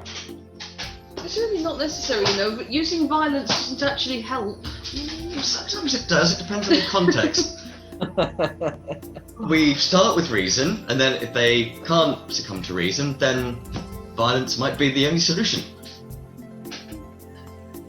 And it wasn't like we tried to kill him or anything. Want a tea? Yeah. Okay. It's just that obviously he got into a little bit of a fight with the ground, and the ground won. I suppose I fought the ground and no ground. Round one. Does not technically count for a copyright strike. I suppose, technically speaking, Narlock and Balzer didn't actually hit him. He hit the ground very hard because of them. Exactly. They just threw him. He needed some help getting out by use of force. Okay, that's all right then. They didn't actually hit him, so they've not actually been bad. But it's all right anyway. Okay, I have to ask, just pure curiosity, what do people think of Yorm? And Jane, if you hate him, that's kind of what I wanted. It's great to be nasty too. I was going to say, I kind of like this because I know half-elves aren't actually liked all that much, but talk about is a vast multicultural wonderland, so... Nick?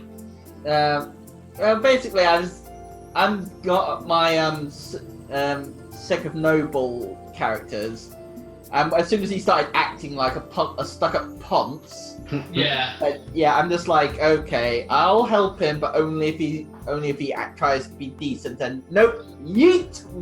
Yeah, if he tries to be decent, and then what he said to Celadine, I was just like, oh no, get the fuck. Yep. Yeah. Nobody gets to be mean to your cream puff. Exactly. How big or how tall is Yorm? 5'6", 5'7", he's not massively tall, probably similar to your actual height. So not really a giant. No, I knew you'd think that. No, I just chose the name because I just thought, I just needed the name. I like it. Yeah. And then I realised the accent I was actually trying to do was Eileen the Crow at the last minute. It was like, okay, cool, I'm going with this. Love it. Leaning into this. I think there's still slices of garlic bread in the fridge if you want to have any. There's still potato wedges. There's still some slices of pizza from my box there, but I'm probably not going to eat it tonight, so if you want to have any. Yeah, right, that's not right. Thank you very much for the pizza then. That's all right. Hot. What's up? Why am I just picturing him as Jacob Rees-Mogg? Jacob Rees-Mogg, but younger. Yeah. The thing is, though, if it was him, I would. Oh, I hate that man. That's why I'm picturing him as that, because he wears a top hat and everything. I'm just He picturing does, yeah. Yeah. him well dressed as him, and I'm just like, Can we burn him at the stake, please? he's not Jacob Rees-Mogg or Yorm? 'Cause I'm okay with both. He's Jacob just rude. Rees-Mogg, definitely. This one has the potential to change. Yeah, Hmm. he's just rude. Unfortunately, Narlock has very little time. Yeah. Oh, is it? Hello. Bonjour. Yes, that one for that. Yeah, I've just switched the landing light on. It seems quite dim, so Alright, I I'll think keep the an ball eye might on be it. I've got going. plenty of bulbs spare now, so. Oh yeah. Yeah, so Chris, Narlock, Saladin and I were just discussing that technically in terms of violence, it wasn't you or Father Zed that caused the harm. It was the fact he hit the ground so hard, he got into a fight with the ground won. He touched the ground and the ground won. Yeah. Ground won. Fight away. Oh. Definitely. Right. Yeah. We did say I've read the Demon and Devil Beast, so I can Yes. get a bit of advantage from that, yeah? Thank Yeah, you. basically anything in the Demon and Devil will basically. So it occurred to me I've got this big stack of books that I've made no note of which ones I've actually read. Yeah.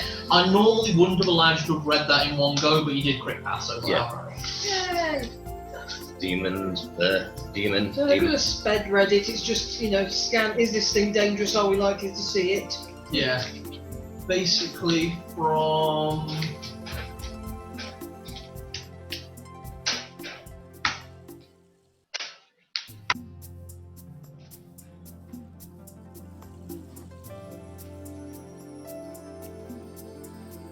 Next on the reading list is Trusty Patch's Book of Tales that you can trust. About, And is trustworthy, 10 out of 10, trusted, would trust again. about there to there, but in more detail is what you've got. That's fine.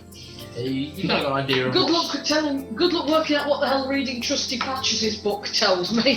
Because I suspect it changes. Alright, you can trust this sentence, and I don't trust it anymore. Changed. again. I have to read it from right to left. And now- upside down and in a spiral. And for some reason, I have to go to the back of the book. Yeah. I definitely want to at some point read up this Trusty Patch's Book of Tales that you can trust. Hang on. Book of Tales you can trust and is trustworthy. 10 out of 10 trusted, would trust again. Very trusty. Okay, back to the game. Yes. So, continuing on your way, could Celadine and Zed give me perception checks? Ah, god damn it! We roll on the tray. 7. 17. 17. Zed, you are distracted by the inane prattle of Yorm in the back, who appears to be going on and on about his home back in Deanathore and how wealthy he is and how important he is and just how grand he is and how you're all lucky to be travelling with him. If that finishes over, if you could send me a wolf to come and fight someone, I would really appreciate it. Zed, Father said, would you be okay with Tibbles sitting on my lap? I would very much like to sit beside you rather than be back there. Yeah, absolutely. Tibbles can sit in the middle. Yeah. He I would just has fiddle with this. absolutely not noticed that no one is listening to him. It's just this awful level of white noise that's vaguely racist against dwarves occasionally. So now I'm looking forward instead of looking straight up. There are occasional comments about elves. No comments about halflings or orcs. But there's a lot. You say we got an, as long as something bad doesn't happen now. Silence! Yeah, to be honest, the main comments he makes appear to be about dwarves and elves. Those seem to be the main two. Are they nasty comments? They are. Not like overtly unpleasant, just like, you know, kind of low-level racism, or just low-level, like, he doesn't like a particular one and therefore doesn't like all of them. Okay, yeah, I'm not making any potential comments here because we're recording. It's alright. Said, do you see any rocks in the road? Many.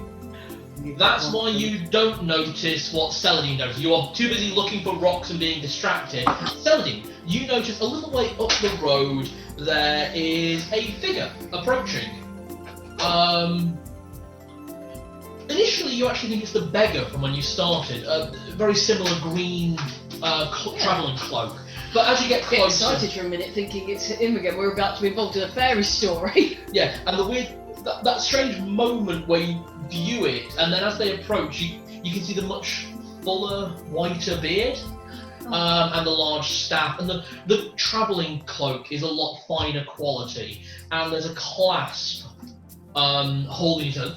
This man looks a lot more well together and put together. And as he's going, "Oh, travellers!" Just raises his stick. Would I be able to bring his attention to him at all now I'm sitting beside him? Yeah, now that Celadine's seen him, Celadine can. I think we better slow down. There's an old man in the road. Hey, there's someone ahead of us! Oh. So pull up alongside. Good morning. Good morning. Yeah, traveller. Hello. You all seem like you're having a nice day. Considering, yes. Yeah. I kind of glare back. All things considered. Well, we all have our trials. Bit of interest, just to break up a long travelling road. How about a small game? What kind of game?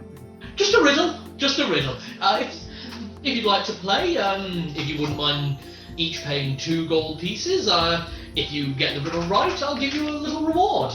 I like breaking up my travels, you see. Yeah, I'm afraid I must decline this one. I would not participate. Absolutely fine. My gold situation is not does not allow me such frivolities. No problem. Any of the rest of you? Well, so I appreciate the offer, but my brain is more accustomed to playing music than to solving riddles. But I appreciate the invitation, though. Oh, I'd like to go. I'm good at riddles. Oh, fantastic. I love people who like riddles. I too shall I have a don't go. like people who don't like riddles either. I like everyone. It's no offence intended. Yeah, I too shall have a go. I pay 2 gold. 2 goes, not a problem. You can each have 1 guess at my riddle, and if you get it right, I'll give you a prize pot of 50 gold pieces. You a wizard or something? No, just a traveller. Oh, I just wonder because you're very richly dressed and you've got a stick. Oh, I've had good travels on my journeys. Oh, okay. Very generous people here and there, and a few nice placed little trades. I do have to ask, what happens if we lose? I keep your gold. Quite simple, really. Okay. You keep the gold I have given you? That's right. Okay. So you each pay 2 gold, and if you guys get it right, he is willing to give you 50 gold back. Okay. Can I, while everyone's playing the game, can I use one of my spells to try and detect magic to see if there's anything magically potential about this guy? Absolutely, go ahead. Detect magic, so do I'll I let need you to go roll me? first on that. So you just cast Detect Magic. There's no rolls or anything. But I just do it quite subtly, I just kind of like... Okay, roll Sleight of Hand then. If you want to cast a spell subtly, it's a Sleight of Hand check. Okay. No, I'm new to this, I just do like a flourish. Well, to be honest with you, it's all done through your instrument. I just play a few notes. Yeah, you play a few notes. It's obvious that magic is being cast, but the gentleman does not appear particularly perturbed or rude. It's like, nothing to hide, dear bard, nothing to hide. And you detect no magic. Ding, ding, ding, ding, ding. Right, the riddle. 1 go each, and you both get to have a go. I have a tail but no body, a head but no brain. What am I?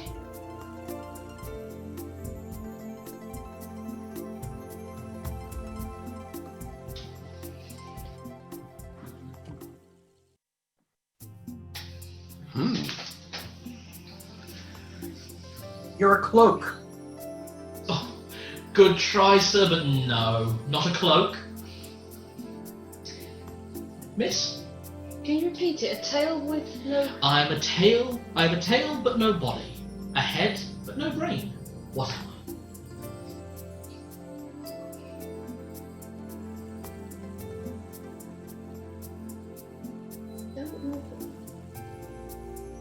Do I hear a beat just then, or am I going mental?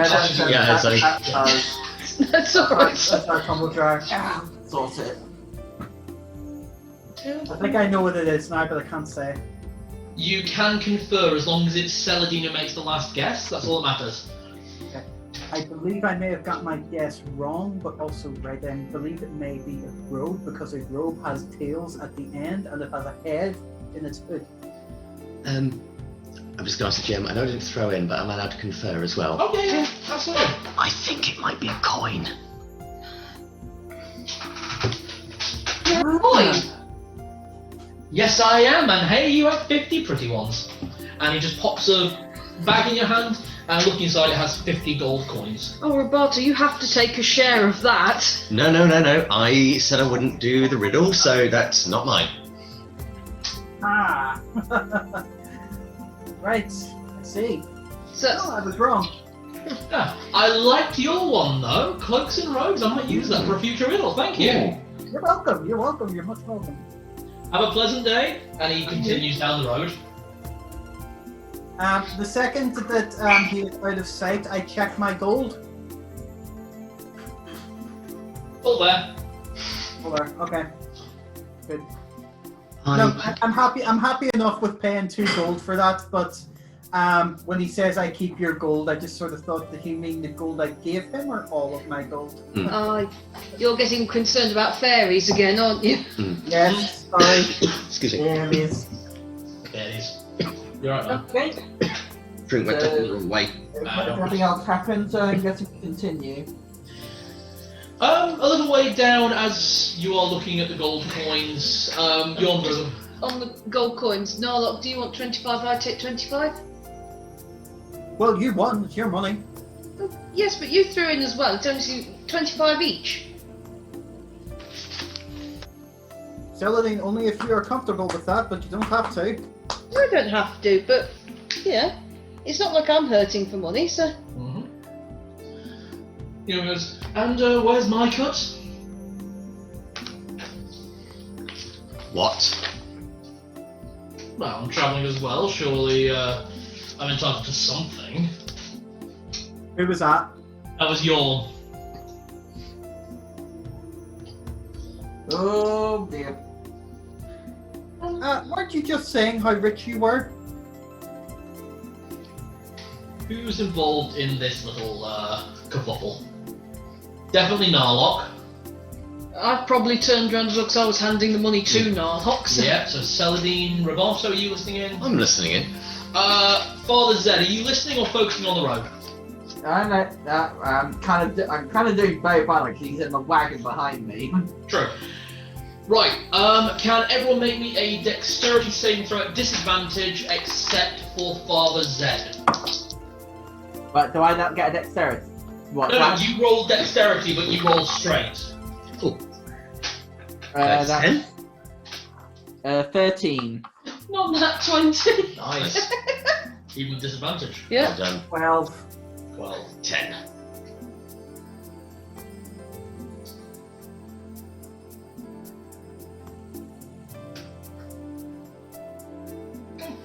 Alright.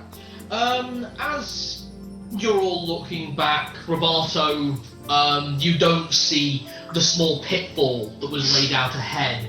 And as your pony stumbles, kind of bucks you off, and you land in the pitfall, a single spike kind of going through your eye. It's only a little bit. Not again! Healing. Points of damage. Ow! Bastard! Who the bloody hell let this in? Oh, are you alright? Scrape my arm. I'm okay. It's just... I sort of clambered back into the back of the wagon and just say, now, if you hadn't distracted us, that wouldn't have happened. That is your fault. You want to go down that hole and get him? Hey, Narlock, do you want to throw him in? Oh, I'm tempted. I, Get sure of the money. What do you like? I get my Roll rope. just kind of clams and goes, alright, no money for me.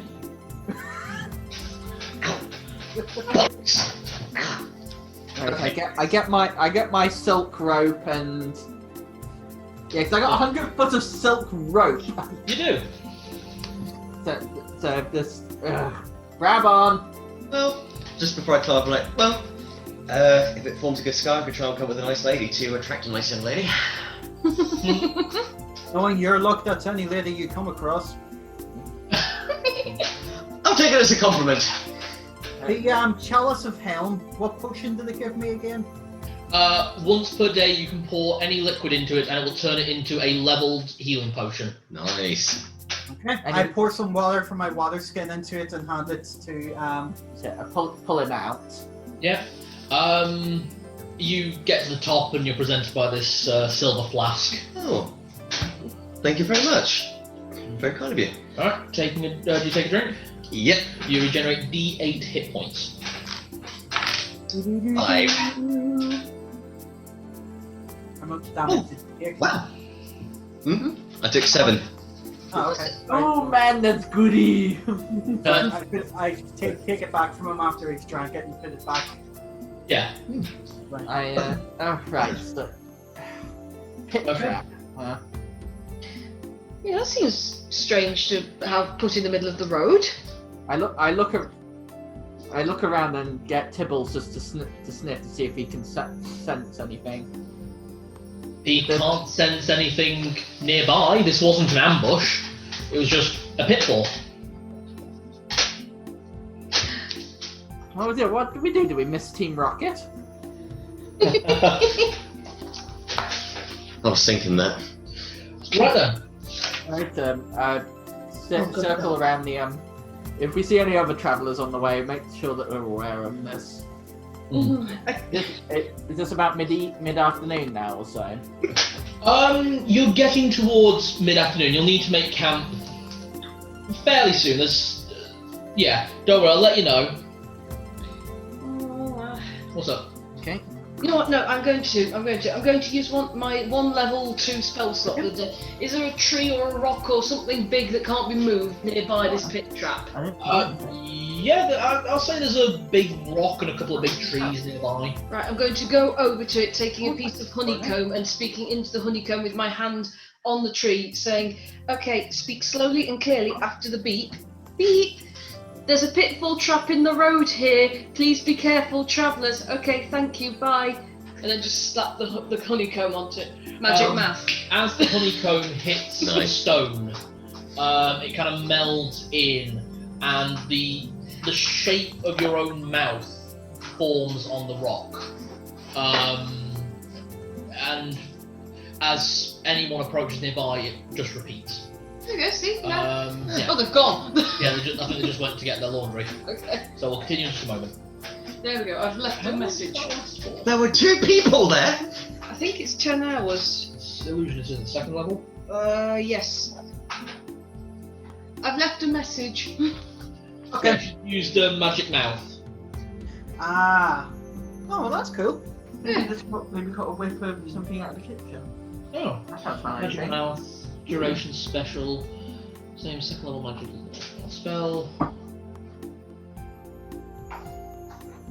It's weird. What's up? Thought they were saying strange smell of something from the kitchen. Oh. There it is. No, we thought Chris thought he smelled something burning, and we couldn't. I couldn't smell anything. Well, I keep getting that as well. I'll be walking around the house and he goes, "That's something burning." It's because we've got the chimney flue open. Yeah. Yeah. So if the flue's open, the smell of smoke gets blown about. So have you been using a fire? Oh yeah. Yeah. I thought yours was an electric fire, or is it an actual fire? It's log wood and burner. coal. It's a coal burner technically. Yeah. Coal burner in the back room and there's a gas fire in the front. Because we just need to check with ours to see if the flume's okay. But if it is, it means our living room has got a coal or wood fire. Hey, brilliant. They're so nice. Alright. Just checking on how long Magic Mouth lasts for. I wonder if there is time to finish. Yeah, you cannot speak any stealth. Mouth moves the words articulated. It looks like it remains until you cast Magic Mouth again. Oh, woohoo! That's useful. Okay, moving on down the road, Yorm is being very quiet and not bothering anyone as much as possible except by his very presence. Can everyone give me a perception check and tell me what you get? 19.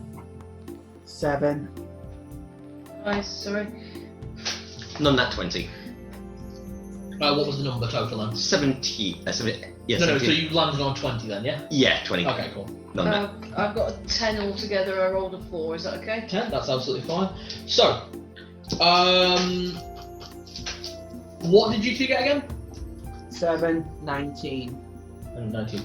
Okay, so Celadine, you spot what you very quickly see are owlbear tracks going across the road into the forest.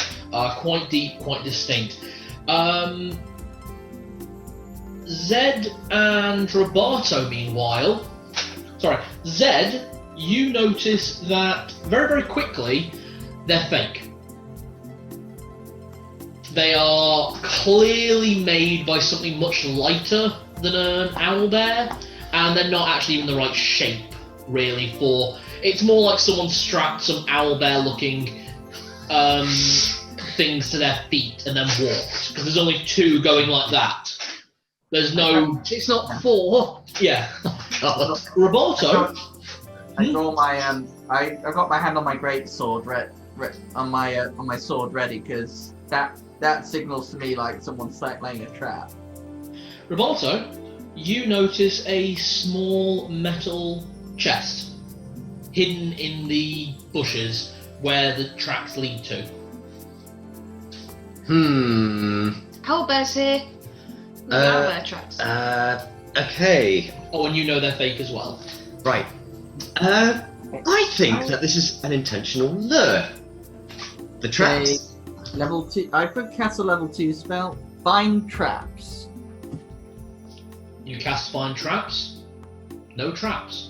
Well, one or two more of those pitfall traps, but they're further out into the field or into the forest. There's none on the road at the moment. It's just there's a chest there, but these tracks look a little bit suspicious. They're fake. Definitely fake. Would you like me to use my cloak and sneak over to see what's what? Sort of go around the tracks? It's probably not a bad idea, actually. Narlock, Yes. could you give me a street smarts roll?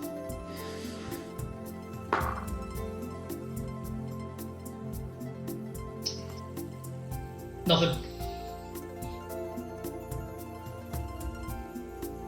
Could I try sneaking over? Absolutely. Okay, so that is plus 17 to whatever I roll. It is getting dark, I'll give you that. 23. You stealth over there like a goddamn ninja.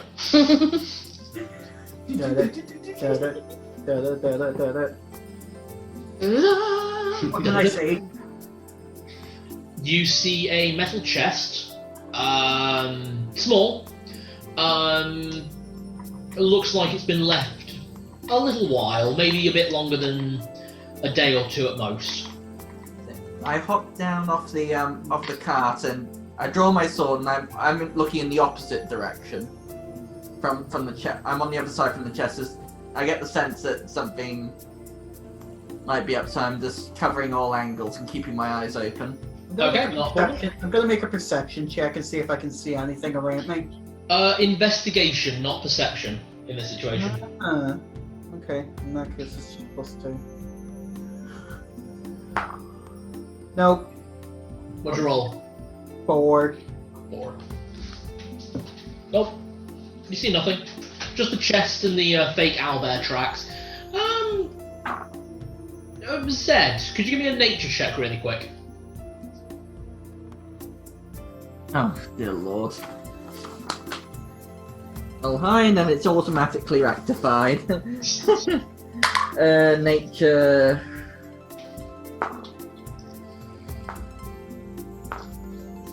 I don't have nature. Okay, make it to investigation then. Oh, I've got world law. Give me investigation instead. I don't have investigation. Then what did you roll? 2. Okay. Nothing. Don't suppose I could use my trapper skill and see if there's anything suspicious. There's already been right. traps detected. Oh, right. There are no traps. It's not, is it? What? Jenny, what book were you reading? Oh, right, yeah. I was reading. Can I actually be looking in to see if it's a mimic or something along those lines? Go for it. Give advantage. Well, that's a 20 there. It's not a mimic.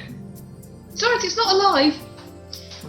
But why would there be fake tracks leading to that? I'm gonna sneak my way back to everybody else. Okay. Plus 6, that's 28. Yeah, you sneak back.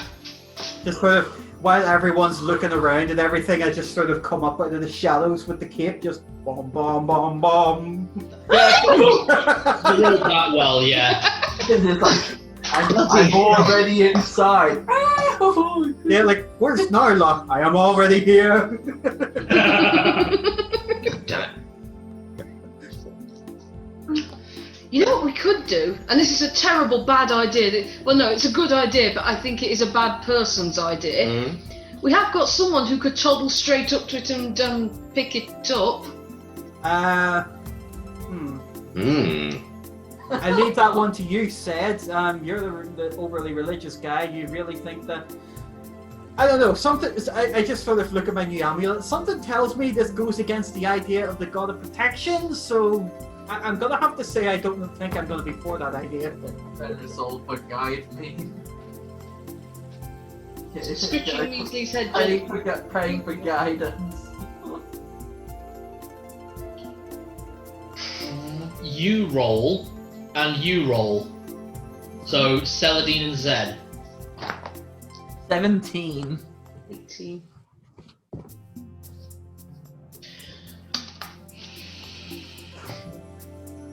Could know. Wouldn't know. Zed doesn't really get any messages, but he gets a feeling this is pretty safe. You get that word.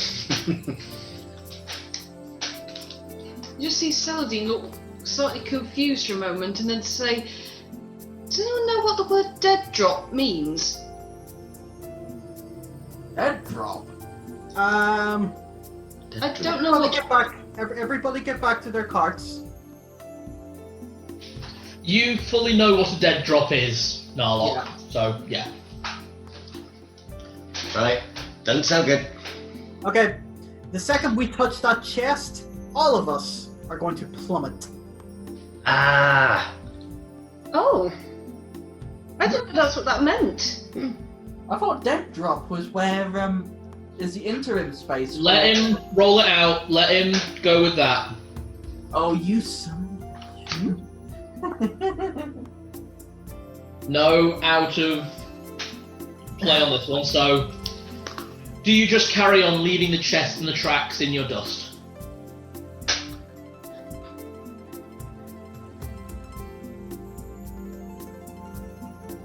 I know what I'm gonna do. Okay. I'm gonna use a World War II tactic. Right. I'm going to use my longsword to walk ahead of the carts and the horses, and as we go past, I'm going to stick it into the ground in front of us. Right. The old mine tactic.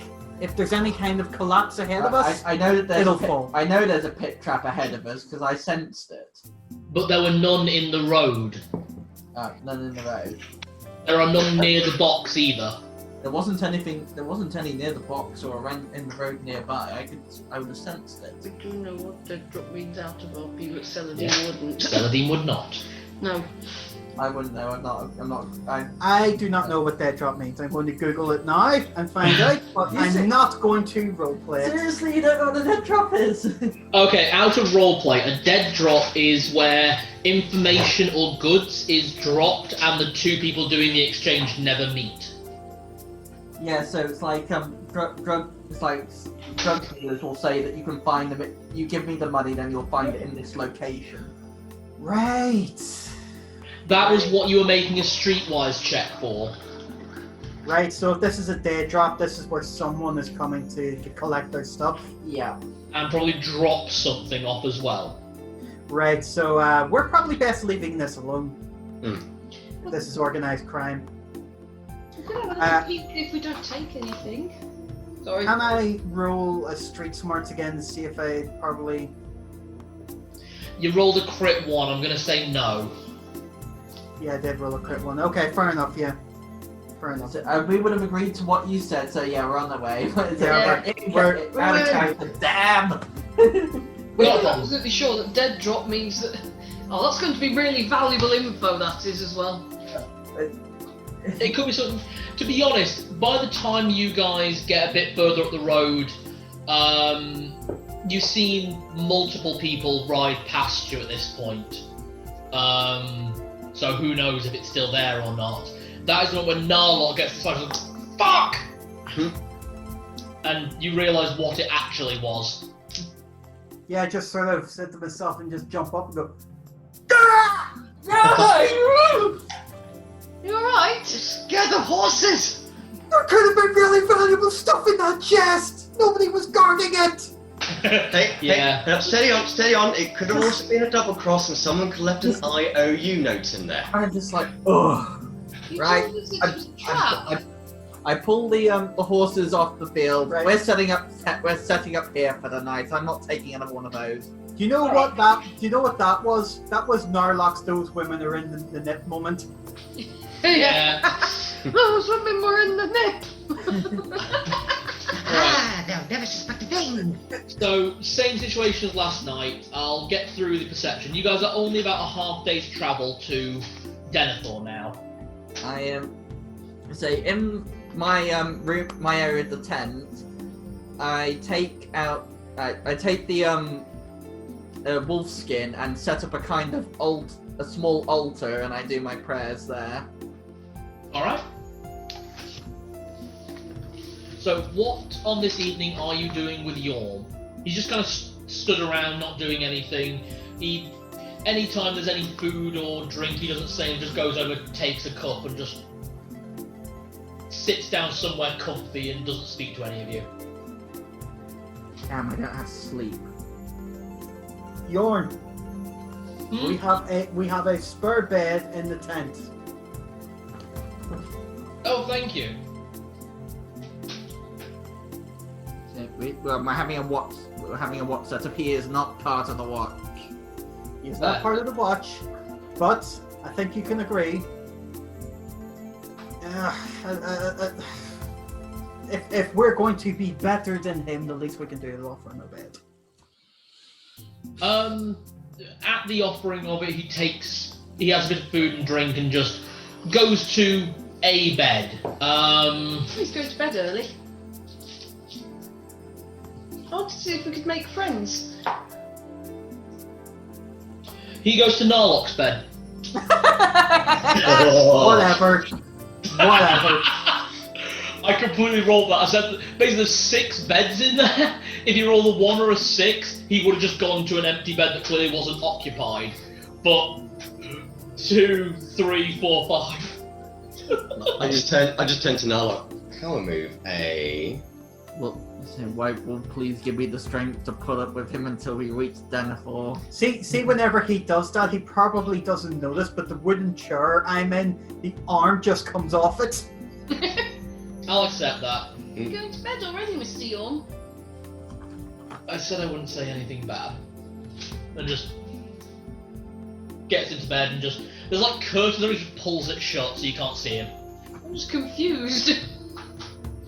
Celadine, Yes? if he has nothing nice to say, he will say nothing at all. Probably best we leave it that way. Detect evil. Does arsehole count as evil? I'm gonna say you get not necessarily evil vibes off him. You get selfish and arrogant. Arsehole. Yeah, arsehole and just And very much clearly. He's bad juju. Bad juju. So, He's clearly a bad person. do you ever watch Cinemassacre? Yeah. Mm-hmm. Did you see what he said about the Tannen family line in Back to the Future? No. Yeah, they inherit asshole. I like it. Right, can everyone give me perception checks for their moment? So it's Zed first. 9. Nothing really, you and Tibbles have a very good night. Actually, you can make at advantage. You and Celadine may make advantage due to your pets. In which case, 14. 14. I Yeah, no problem. haven't heard anything. I haven't had anything since the church. No more messages. No. Nothing at the moment. Nothing You clear. get ideas that you're doing the right thing. Alright, your watch goes uninterestingly. Narlock. Okay. 16. Much the same. You curl up outside with a hot chocolate. Throw a little bit of one of your spirits in just to make the night go a bit more pleasantly. By the time it's time for Roberto to wake up, the most interesting you've seen to date is a squirrel. A squirrel? What Is kind there a of... cow in here somewhere? Hmm? Is there a cow in this tent somewhere? Where's the milk coming from? It is magic. Alright, Roberto. Is it 14. under the tent? Same. You hear some of the birds that are clearly waking up ahead of the dawn. You faintly hear the sound of an eagle in the distance, but that's about all. Just an eagle. And Celadine, again, you may make, well actually yours is an advantage, you're making 2 separate perception checks. I am. Because, yeah. Well, that's 16 for me and my perception's +3, so 19. And for Measly, that's a cat dice, that's what that is. Measly's not paying attention at all, is he? Measly gets a 16. Oh shit, yeah, because he's a weasel, they have high perception. Yeah. That's what they're for. Measly! Measly the weasel. Hmm. What a weird pet, to be honest, to get after a massive weasel massacre. I know, it's strange, isn't it? It was weird how that worked. I but- didn't pick it, my dad gave it to me. Yeah, it was kind of weird that. Just because we sat there reading my book. I had a bacon bit called Hawk, didn't I, once? Pick a book, I can tell you can finish it before the end of your watch. The dragon with the girl tattoo. Yeah, fuck you, finish it. Pulp Fiction. It's Pulp Fiction, yeah. Dragon with the goat tattoo. Yay. The parody names in my book of homebrew are getting absurd. I hope there's a bookshop in Deanathore because I'm running short of books. Really? The tattoo of the girl and the dragon. I put a tick next to the ones I've read. The ones that got ticks up towards the top would be ones that were in my personal library to begin with, so I assume I would have read them. Yeah. Trusty Patch's book of tales you can trust and is trustworthy 10 out of 10 trusted. I've not read that yet. That is actually the name. I'm going to go with that is the whole name by Trusty Patches. Right. So, okay, anything on my watch? No, not really. People start to wake up. You all have your morning rations. Drinks. Keep scratching these off, don't I? Is it 2 Yeah. days down now? Yeah, 2 days down. I will say this as well. At around 6 o'clock in the morning, you and Roberto have now noticed that around 5, 6 o'clock in the morning, the hot chocolate is magically replaced with black coffee. Okay. I'm going to very quickly ask Celadine Roberto to make a intelligence check. You with advantage and you using your book smarts. I wonder if Ifanders is. If she detects when this is being used and prepares it. 15, I think? Yeah, 15. None that 20. Both of you get the same information. This has, quite frankly, nothing to do with Ifanders as long as it is your ownership. It's a variation of Leomund's tiny hut, basically. Oh, Yay!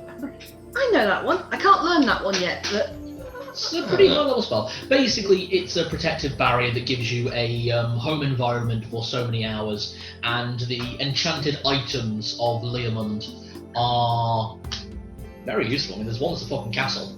Nice. Leomund is a very great the mighty wizard. fortress. Yeah, Leomund's mighty fortress. There's a mighty wizard who wanted everyone to have somewhere safe to sleep. Absolute genius. Pretty much all of Leomund's spells are utility spells, you notice. And it's like, He's got the patent on them, that's why no one else he can do does, them. doesn't he? But it's like with Tasha's, all of hers are Silly. spells a bit silly. Tasha's hideous laughter, Hmm. and then of course you've got is it Mordenkainen? Everard's black tentacles. Oh yeah, but you've got Mordenkainen's faithful hound and things like that. Oh, Mordekainen. Yeah. Thank you, Mordenkainen. Yeah, I love the name spells. Mordekainen is was the head wizard of Castle. Oh, I forgot what the name. I don't know enough about the Forgotten Realms lore for that. I'll have to read up on it. He's a dark archmage. He's one that it's like Assault on. I've forgotten the name. I've got the book in the other room, but it's an adventure. But I've not got.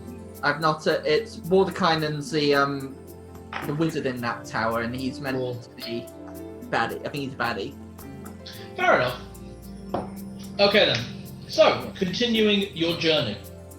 Travelling up the road, I need the only two who will spot this, quite frankly, early enough. Zed and Narlock. I'm busy telling Roberto about Are the we dragon. making perception? 18. Perception, yes. It's a bit sustainable, it's weird. 10. Then that's enough to see this, because it's amazing that Celine and Roberto don't see until the two of you mention.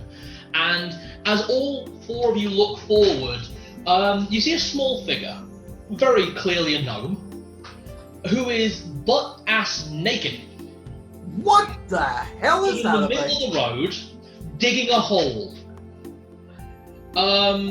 As you all start to approach, he looks up, goes, "Ah!" and runs away with the shovel. Wait a second. You reckon that's the one making all the pitfalls? I ready my blowgun and shoot at him. Roll to hit.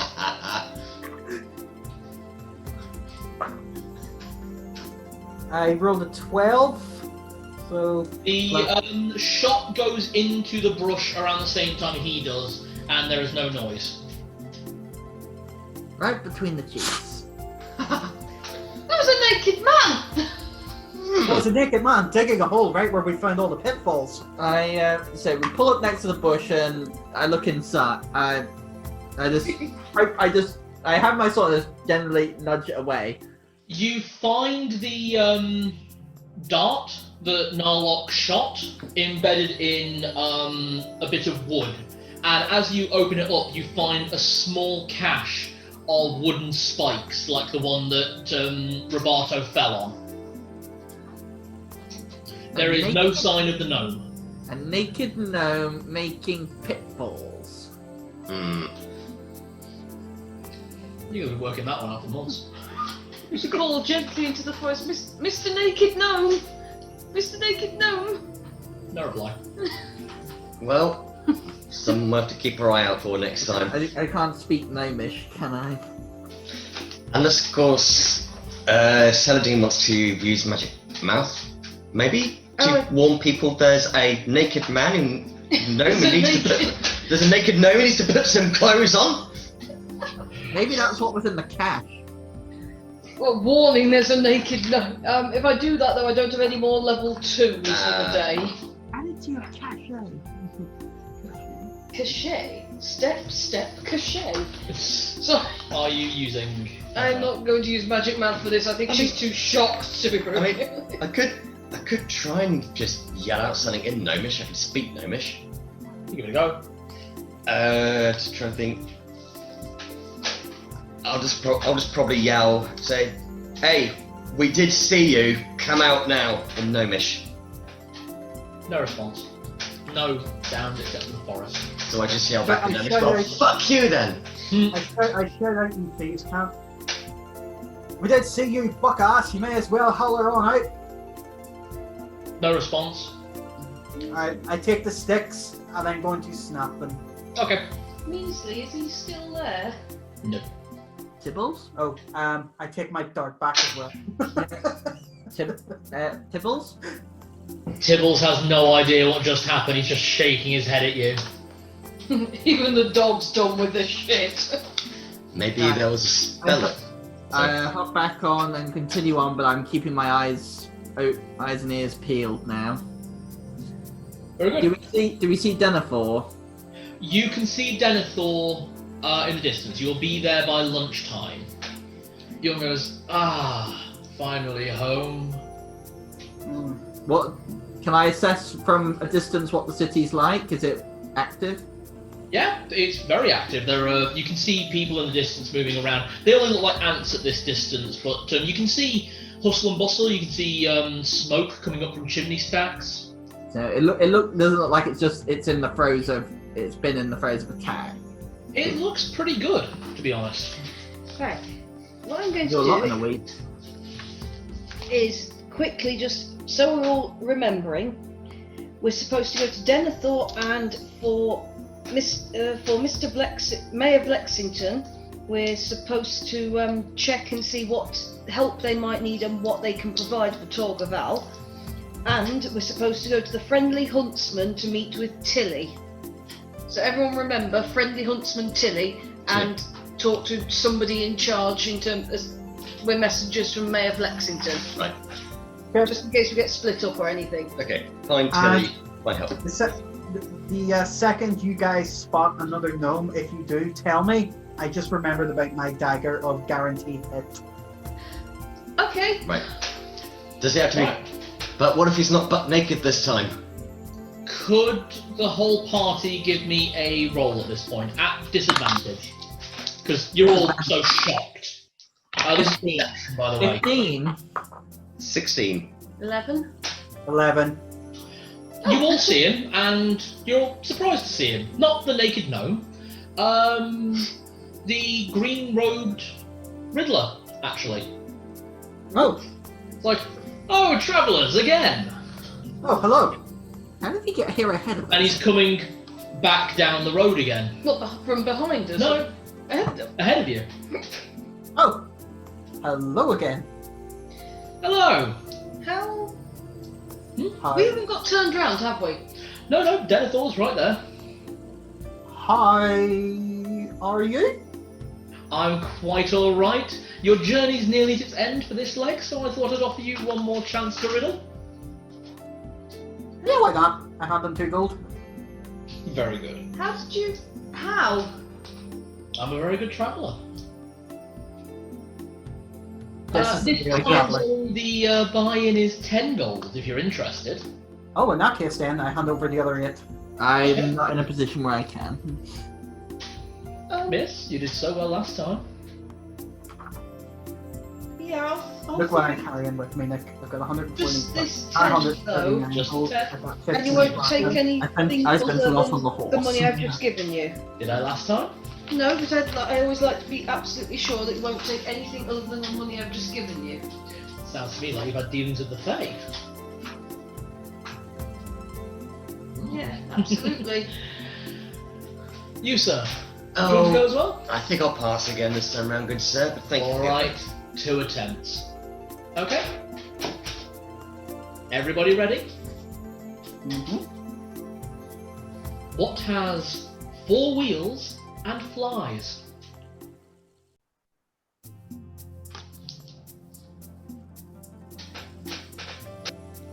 It's a dog cart. Yes, it is. Yeah. Oh, really? Yep. A dung cart, yeah. And Well your done. prize. And he hands you a scroll. Well done. That is a scroll of flight, if it so interests you. Ah, Pleasant journeys to fellow travellers. And he carries on his way. Wait. Would you be willing to make a bet at all if we can ask you a riddle? He stops short. Could everyone make themselves share really quick? 10. 7. 7. 13. Ooh.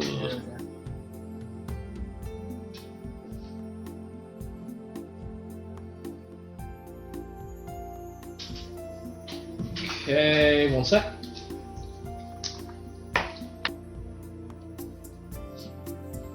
I've got one.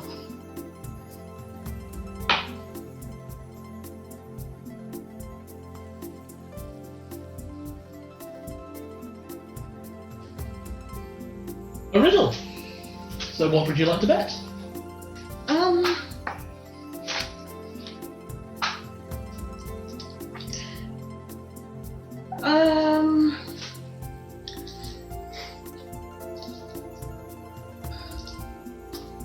What will you give us? What do you want to bet, actually? You didn't tell us what we'd win this time. So what would you like to bet? So you're the riddle master, and I win something if I get the riddle right. Yes. I'd like a small favour. from each of you if I get the riddle right. Okay, I need to confer then. And if I get the riddle wrong, I'll tell you something really fun. I need to confer and see what do you think? I've got a really good riddle. Mm-hmm. Tell us something really. If you're confident in it, go. But we all owe him a favour if we lose, is the only thing. But if we win, he will tell us something very fun. Okay, I think it's worth a shot. Hey, a favour's a favour. We're doing favours for many people. Okay. Alright, that's agreeable, yeah. So what's the riddle? I'm very excited. I'm going to ask you riddles. Round like a bowl and deep like a cup, but all the king's horses can't pull me up. Round like a bowl. And deep like a cup, but all the king's horses can't pull me up. What am I? Well, the problem here is an actual person, I suck at riddles. And he also has to look it up. No, of course not. Round like a cup. No, round like a bowl and deep like a cup, but all the king's horses can't pull me up. A well? Yes. Really? Holy shit, I suck at riddles! Wow. I should have lied and said it was a hole. That was the other thing I was thinking of. A favour. All the same favour, I do promise. And I'll tell you what it is right now. Be in Dale for the 28th of Kythorn. What do you want us to do in Dale? Just be in Dale. Okay. How long is that in time? Next month. Is it by or on? By or on that date? On the 28th. After that, go to your heart's content. Okay. Sorry about that, guys. I really didn't think he'd know that one. Still, good riddle. Very good riddle. Old riddles, is it? Will I spin a tale? Never will I charge a fee. I'll amuse you for an entire eve, but alas, you will not remember me. Hey, there's always next time. Sorry, can you repeat that one, Nick? Often will I spin a tale, never will I charge a fee. I'll amuse you an entire eve, but alas, you'll not remember me.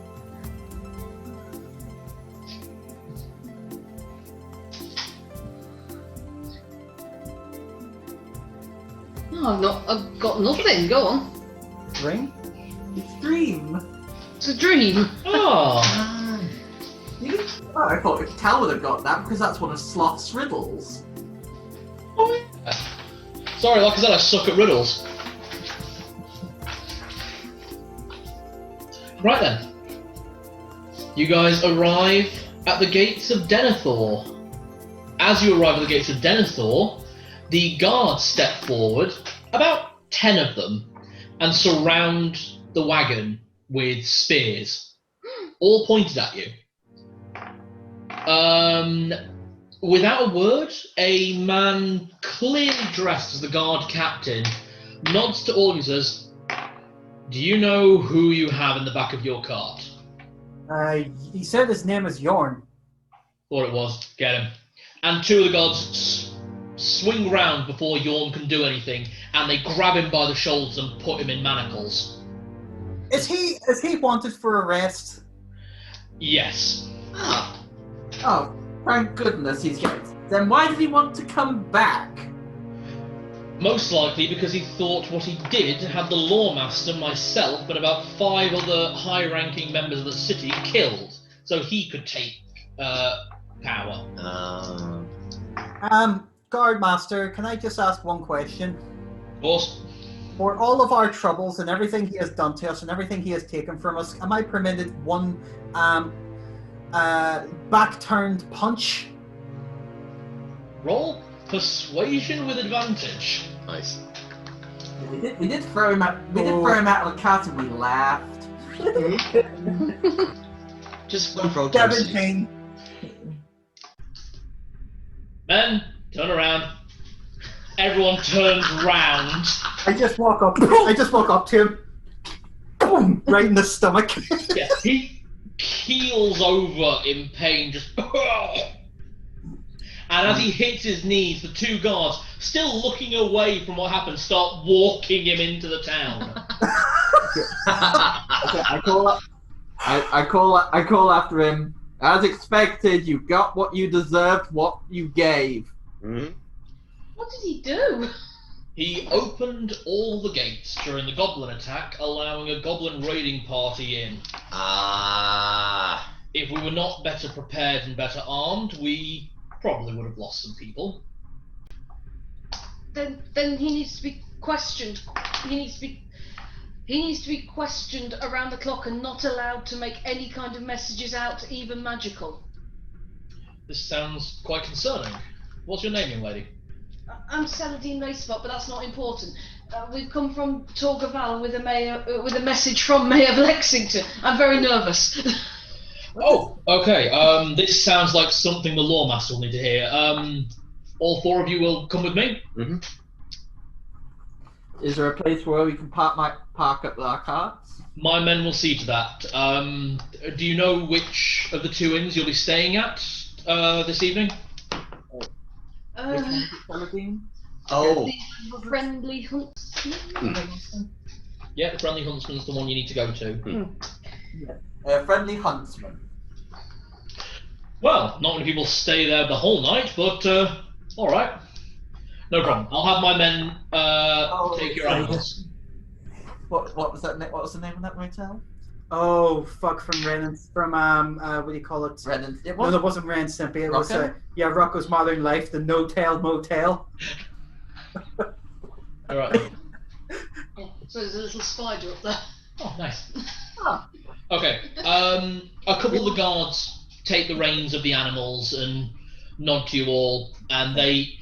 You walk with them most of the way, but as you kind of get to a fork in the road, obviously. Roberto has been here before, so you recognise the town.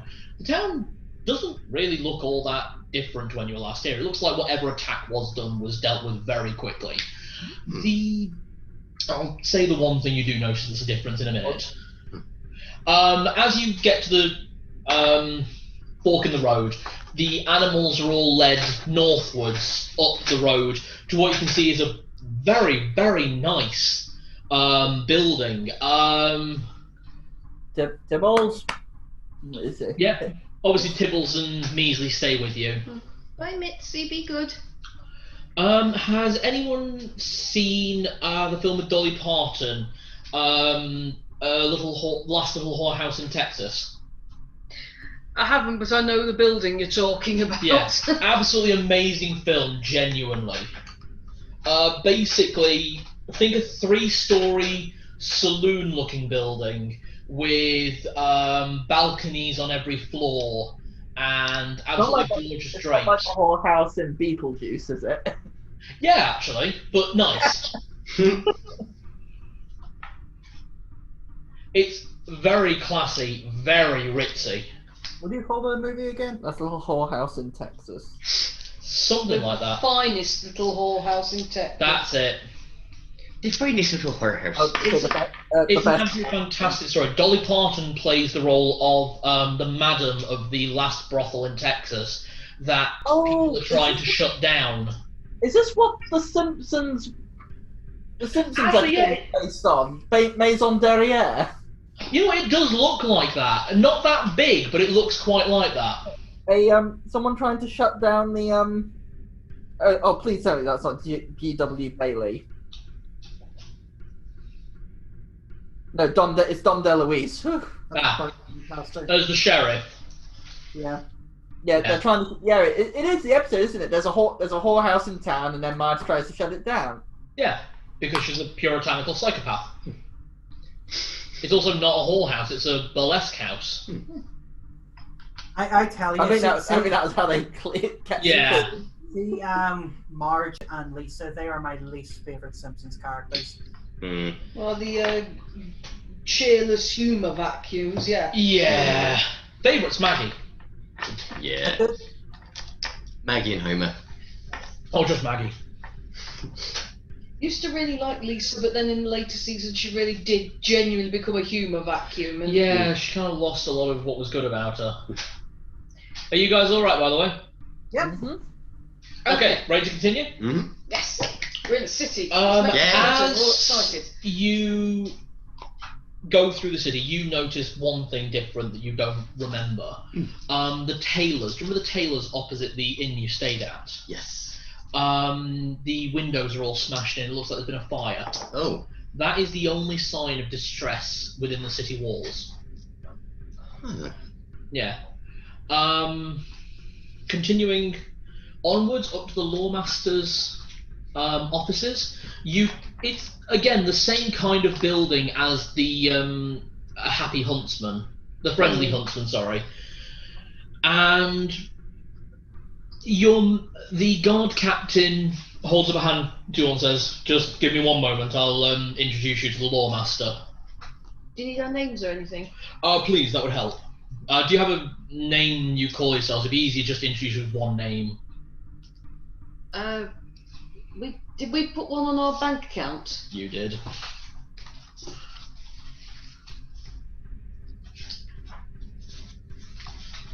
Well, on our bank account it says universally challenged. I would say, Celadine, what's your family name again? Leyspark. Travellers of Leyspark? Yes, alright. Yeah. We're the Travellers of Leyspark. Alright. That's not the name on our accounts. We're working on things. We're not a bank, don't worry. Well, we have a bank in town if you Oh, need that's it. great. We can actually get to our money. It's within the estate. Someone will show you around when you've met with the Lawmaster. The captain of the guard walks in, and he's not in for very long. There's a bit of a commotion inside, a bit of kerfuffle, and then he steps back out the door and says, I forgot the name, sorry. Sorry, I moved pages because I was looking for your guys' group name that you put on the bank account. We might have to change that when we go to the bank.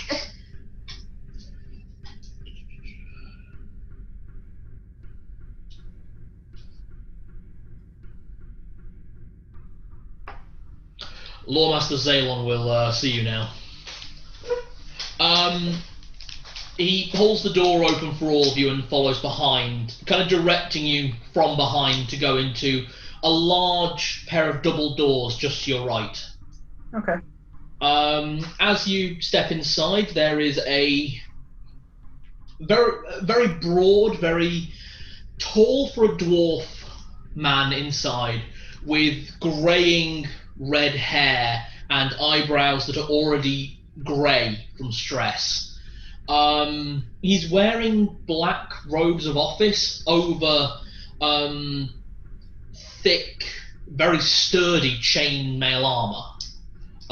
This isn't just like armor of office. This is usable. This man was clearly a warrior before he became the Lawmaster. At initial glance for Celadine and Zed, he reminds you a little bit of Tuscal, in the sense that he is as wide as he is tall. But as you look closer at him, it's not fat. This is pure muscle that this man is carrying. And at the back of the wall on the Lawmaster's, behind the seal of the city, which is a large field on a shield, there are a pair of giant golden axes. And looking at them, you know they're gold, but they are not for show. These are functional. Wow. What is it, Captain Bellon? I don't like guests. I've not seen any of you in the city before. Sorry. I say give about. Well, we come from Torgaval. We have a message to deliver. which one of the bloody families wants a favour now. I don't have time. They have Yeah. Lexington. You see him with the quill pen just stop. Ah, that'll be something more important then. Balon, close the door. The guard captain dismisses 2 of his guards and closes the door, taking his helm off. You see a middle to young age man, human. And can everyone give me a perception check as you look at these 2 men properly now? 14. 11. 7. 23. You 3, Roberto, you are more intrigued by the axes. I was like, You- I'm like, There's a story in the back of your head flowing up. Something about axes of dwarf lords being made of gold and being very powerful. The other 3 of you notice on both men injuries, recent injuries as well. On Lawmaster Zalon, there is a large bruise, like he's been hit by something heavy and metallic, that kind of spreads out across his right eye, across his face, and you can see it disappear into his armour down his neck. Hmm.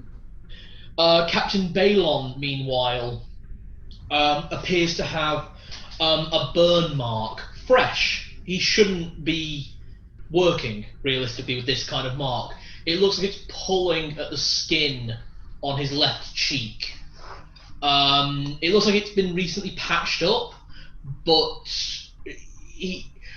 you get the idea that he takes it off when he's doing his job because it doesn't fit under his helm. Would you like me to see to those wounds? At a later day, not today. What does Mayor of Lexington want of us? Well, we understand about a week ago your city was attacked by goblins. That's right. One of my own people, one of my own upper members of the court, let the green bastards in. Well, Oh, he's just been dragged off. We made sure that he came back. Balon, is this true? Yes, sir, it is. He's currently in chains awaiting your judgment. Fantastic. I'll be seeing him personally in the morning. No food and water.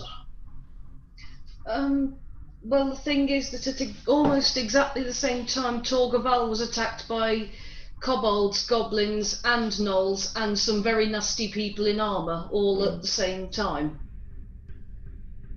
I see. That's news to me. Mayor of Lexington's asked us to go round to the local cities and to see if, well, to be honest, to see if you have been as badly affected as we were, and if so, what help Torgaval could give. But if you can offer any help to Torgaval, that would be most helpful, because we have prior warning that these people will be coming back in a year, and it looks like they were targeting Torgaval primarily. I see.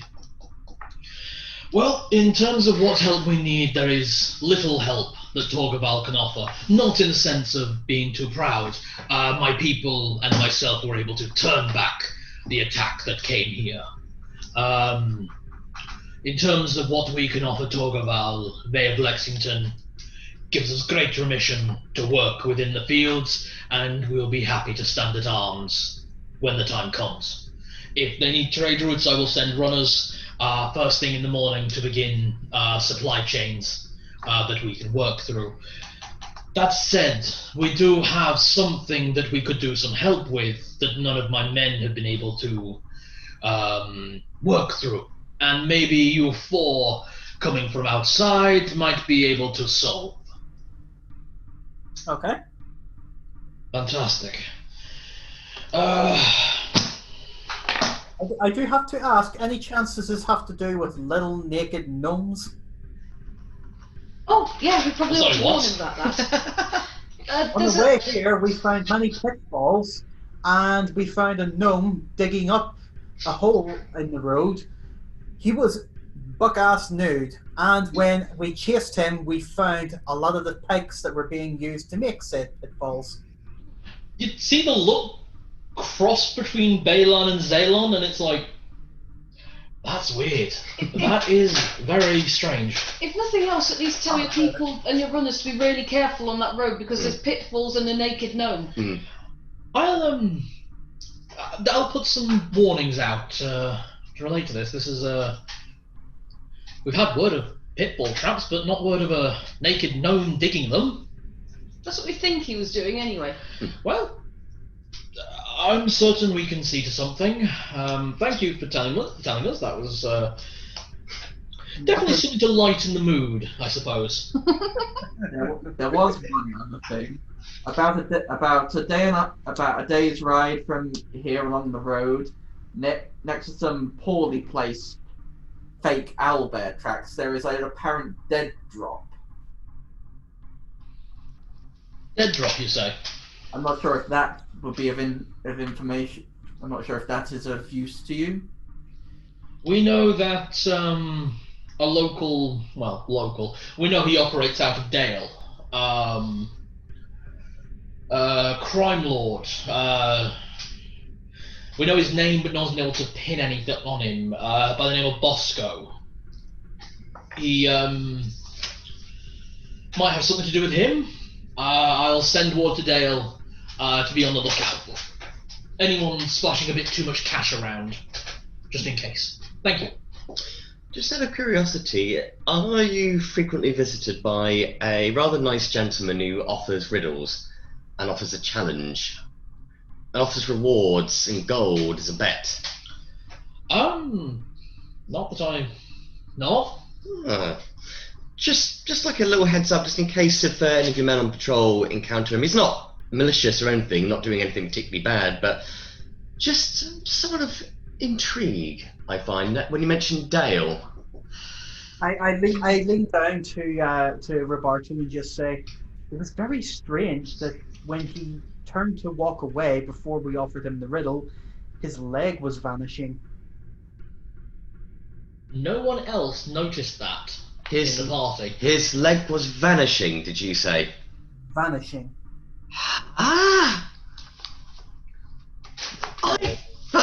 I tried to detect magic on this gentleman and nothing happened. Look, I do have a lot of work to get to. This sounds like something we could all discuss over a pint of beer. You said you had some jobs, but there's one thing I would... This just as a personal plea. Did you happen to capture any of the goblins that attacked you? I know, long shot. No, we tried to. We usually had quite good trade with some of the goblin tribes, so it was a bit of a surprise that this happened. We obviously had to kill a few of them, and then they turned tail and ran. Then I would say, just as a personal plea, if you do catch any of them, please don't hurt them if at all possible. They're not doing this under their own free will. We actually, there's one back in Torgaval running a little shop, and he's even said that it was like something told them all to do this. So they're not doing this of their own volition, is that what you're telling me? I don't think so. Okay. That's useful information to have, actually, thank you. They might be persuaded to help. It's good to know, thank you. Thank you. Now, this job I have that I could really do some outside help with. The attack did not cause much damage to the city. We turned them away very quickly. But about 3 days after the attack, some things started to happen. First, we saw some of the livestock starting to pass away suddenly. Healthy. Most of the horses in town have unfortunately died or had to be put down due to going into a bit of a mad frenzy and attacking people. Unusual for a cow and very unusual for a chicken, I must say. How can a chicken frenzy? Is that in RP or out? Out of RP, so... Yeah. You attacked it, and then it summons all of its multiple friends. Have you heard? I was going to say, have you heard of the legend of the cuckoos?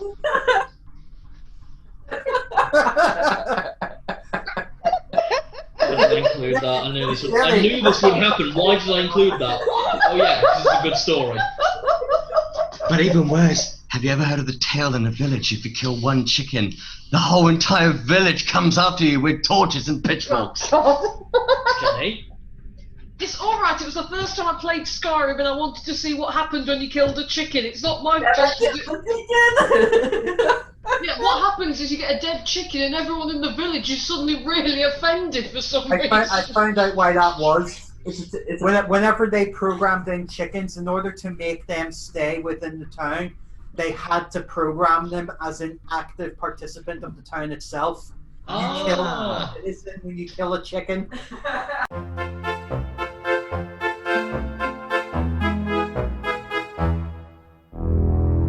As long as it's not up to midnight, that's okay. I don't think I could finish it before 11:30. I'll say that. How about we get ourselves to safe lodging in the city? Yeah, and then we'll call it there, yeah? Okay. Yeah. Okay. So then we've got a fair few story bits, and then you guys have got a big mission prepared for next session. Yeah. Okay. Okay. Lots of hitty smashy smash. Yeah. Exactly. Okay, so he wants us to do some investigation about weird animals going rabid.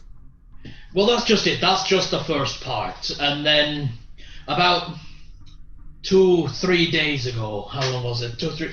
Yes, about 3 days ago, Lawmaster. Yeah, about 3 days ago, something else went strange. First, at least this is what we are told, a patron of the friendly huntsman was beaten to death by one of the girls who works there. Whoa!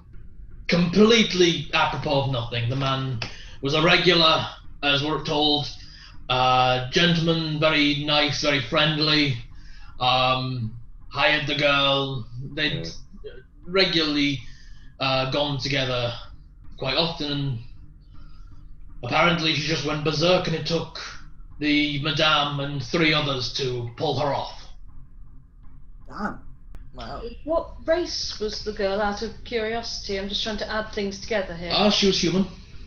She is human. And he was... What was it? Oh, human as well. Damn. Damn. Then there was another incident, same day, about an hour later. One of our more well-established merchants, his wife, a dwarven woman, very a pillar of the community, is how everyone describes her. Her husband came home to find her attempting to stab to death their adopted daughter. The girl is safe. She is not well. We're currently awaiting a healer for her. If you have the ability to heal, it would be greatly appreciated. She's not in a critical condition as it stands, but it would be appreciated. I will do what I can. I do have the chalice. Are you there? Anything that can be done is greatly appreciated. Sounds like you guys really need some more healers around here.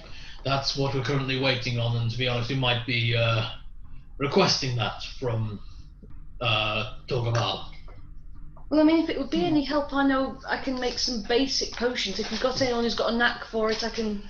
Thank you for the offer, but potions, we have plenty. We have plenty of rangers who are gifted. You need alchemists. someone who can do it instantly. That's right. Yes, we need clerics. We don't actually have a temple in town, so clerics don't really hang around.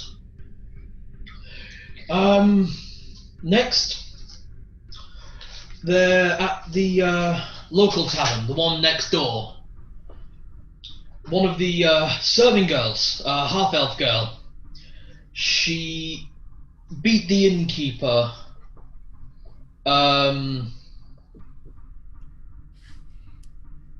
Is an elderly man by the name of Norbert, and then when I personally tried to intervene, she did this, and he points at the bruise on his face. Steel tankard. Oh.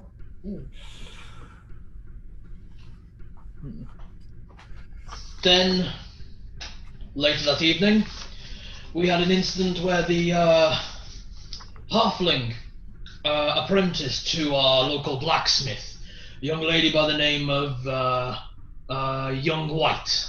They all go by strange names over at the blacksmith's yard. She took a hammer to the knees of every horse that they had. And then when Old Grey and Middle Red, Old Grey being the blacksmith and Middle Red being his male apprentice, human boy, she broke Middle Red's knees as well, and then attempted to do the same to Old Grey, but he overpowered her before calling the guards. Can I have two questions. All right. The first question is, what was the gender of the animals that frenzied? Belan, you've been looking into that more. What were they? Now that you mention it, sir, they were actually all female. And have you checked the water supply? Well, we only have one water supply into town, the well. Have you checked it to see that nobody has poisoned it with some form of frenzy? I would say if they have, then the whole town would be in frenzy, not just an isolated 7 or 8 women. But I'm sure it's something we could look into. That's a good point, all female. It's definitely The last incident, if you don't mind, Lawmaster, go ahead. There were 3 young girls, 2 half-elves and a human girl.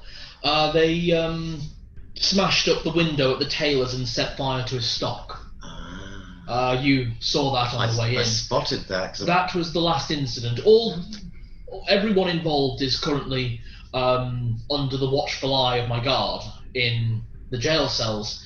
They won't talk. They seem to be in a frenzy and have been for the last 3 days.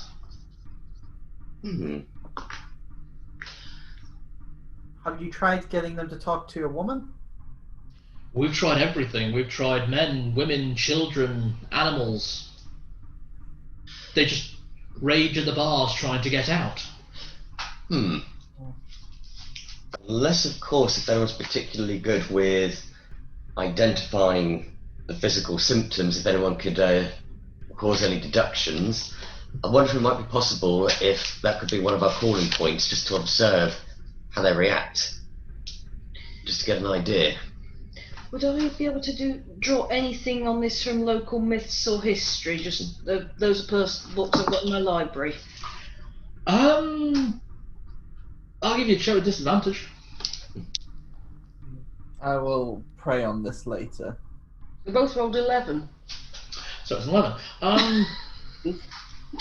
There's no one story, but there's lots of stories with some similar intonations from local areas. You know of one story that happened on one of the islands just off from the area, off from the whole island that Glendorrel is in, because there are multiple countries within the island.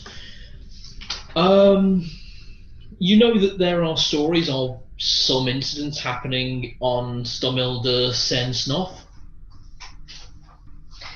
Right. Sorry. Stomilde STOM. Hang on. On ST. Sorry. OM. Yep. ILDA. ILDA. Yep. Yeah. Capital S. CERN. ERN. Snoff. SNOF. Okay. Nothing specific. Just stories. Kind of similar, yeah. Yeah. But in each of those stories, it was related to the water supply. Should probably look at the water, definitely. Mm. It's just old fairy stories. I don't know if it's any use though. Well, if you think it may be something to do with the water supply, we know where the well feeds from the river. If you'd like to investigate, it's only an hour's walk from the city. I'm not sure if you'd want to talk to anyone first or see to anything. About that lawmaster, if... This is the captain. Oh, captain. Yeah. Oh, sorry. Do you want to talk to the lawmaster? He's there as well, they're both there. It's, well, all of them togetherly. Now, because we've been requested to carry this investigation, would it be possible if we could all carry some form of official writ, or at least a scroll, just to say that we've been given authorization just to conduct some form of investigation and ask questions? Now, just in case if they start wondering why someone just bothering them out of nowhere, it's just to say that we've been under authorization, just to say that we're just here to ask questions, we're trying to carry out an investigation. Just so we don't look like we're being suspicious, or because some people might get a little bit scared, worried why some random person's asking questions. So, and it's... You're a bard, aren't you? I am indeed, sir. Yeah, you said the same thing 3 times. Yes? No problem, I'll see you Repetition is the beauty of all forms of music. And it takes longer as well. I'd much prefer something that has a nice little ditty-ditty-dee. Thank you very much. I'll bear that in mind for a piece of music. And he gets out 4 scrolls and just signs his name very quickly. Bailan, sign these as secondary. Absolutely, Lawmaster. And just does so. Just hands them out to you. Thank you. They're simple writs. Basically, your effectively honorary guards, I suppose. Thank you. Now, what rhymes with ditty-ditty-dee? I wasn't meaning the words, just the music. I'm a dwarf, lad. We don't go in much for words, except where you just repeat the word drink, drink, drink, drink. I can do that. Works for me. Make sure you run the first drink with the 4th drink. Can everyone just roll perception actually really quick on the Lawmaster? 16. 11. It's all of us rolling? Yeah. Not 20. Is this perception, sir? Yeah. Yeah. 17. You all very quickly realise that he's not drinking water or tea or anything from his massive flankard. It's neat whiskey. He is not in a good place right now.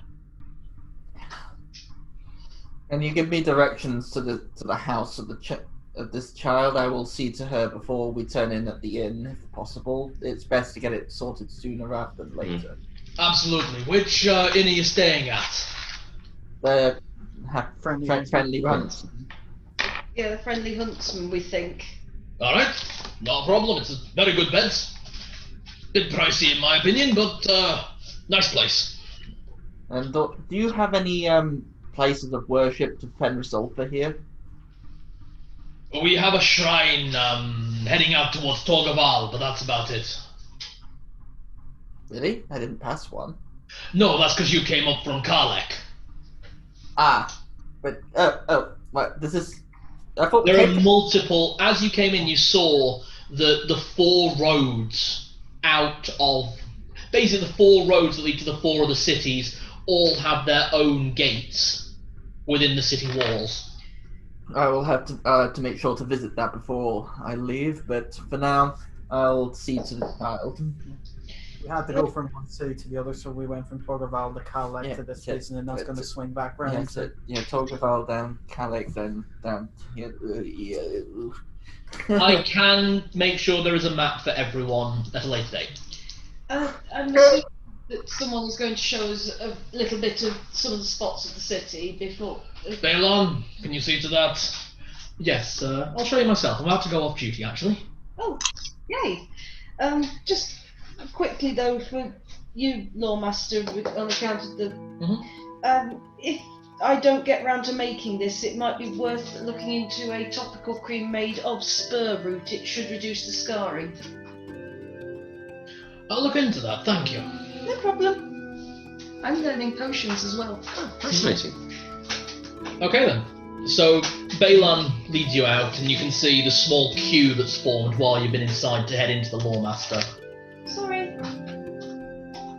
Don't really take notice, to be honest.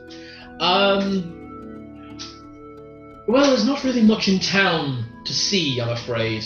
Well, actually, there's plenty to see. There's plenty of shops if you need anything. The best place is around the central square. You'll see about 3 or 4 shops next to the burnt-out tailors, I'm afraid. Didn't you come from here, Roberto? Well, I passed through here, and I had a little look around at the tailor shop. This is where I got my pony from. Oh, Which I then kind of forgot about for a little while. it's all right. She was saying there with it is. Mitzi. Actually, it's a damn good thing you did get your pony out of here. I will also recommend, I wish I could remember the name of the group, but there was a rather particularly good group that were playing music before in one of the taverns, which I'm pretty sure might have been at the Huntsman, but I was also offered the brothel. But Roll intelligence. So I can, yeah. Do I remember? No! Nah. No. It was not at the Friendly Hunter. It was It was at the The Bloody Rose. Lady Inn. that was it. Right then. It was at another inn, but I don't remember the name. Is there anything further, Lawmaster? You've all been led out of the Lawmaster's office now.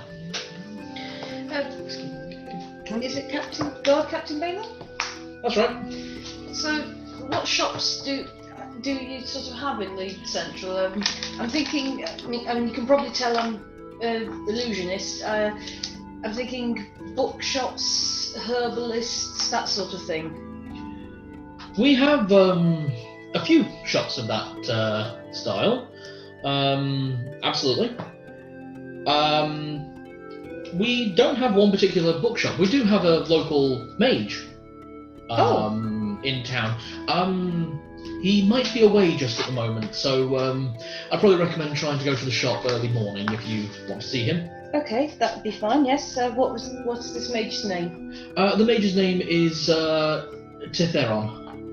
Tetheron. Thalryndd. Okay.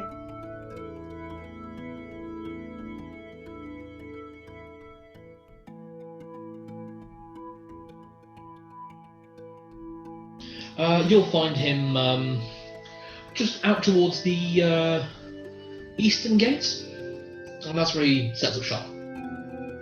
Okay, Eastern Gates.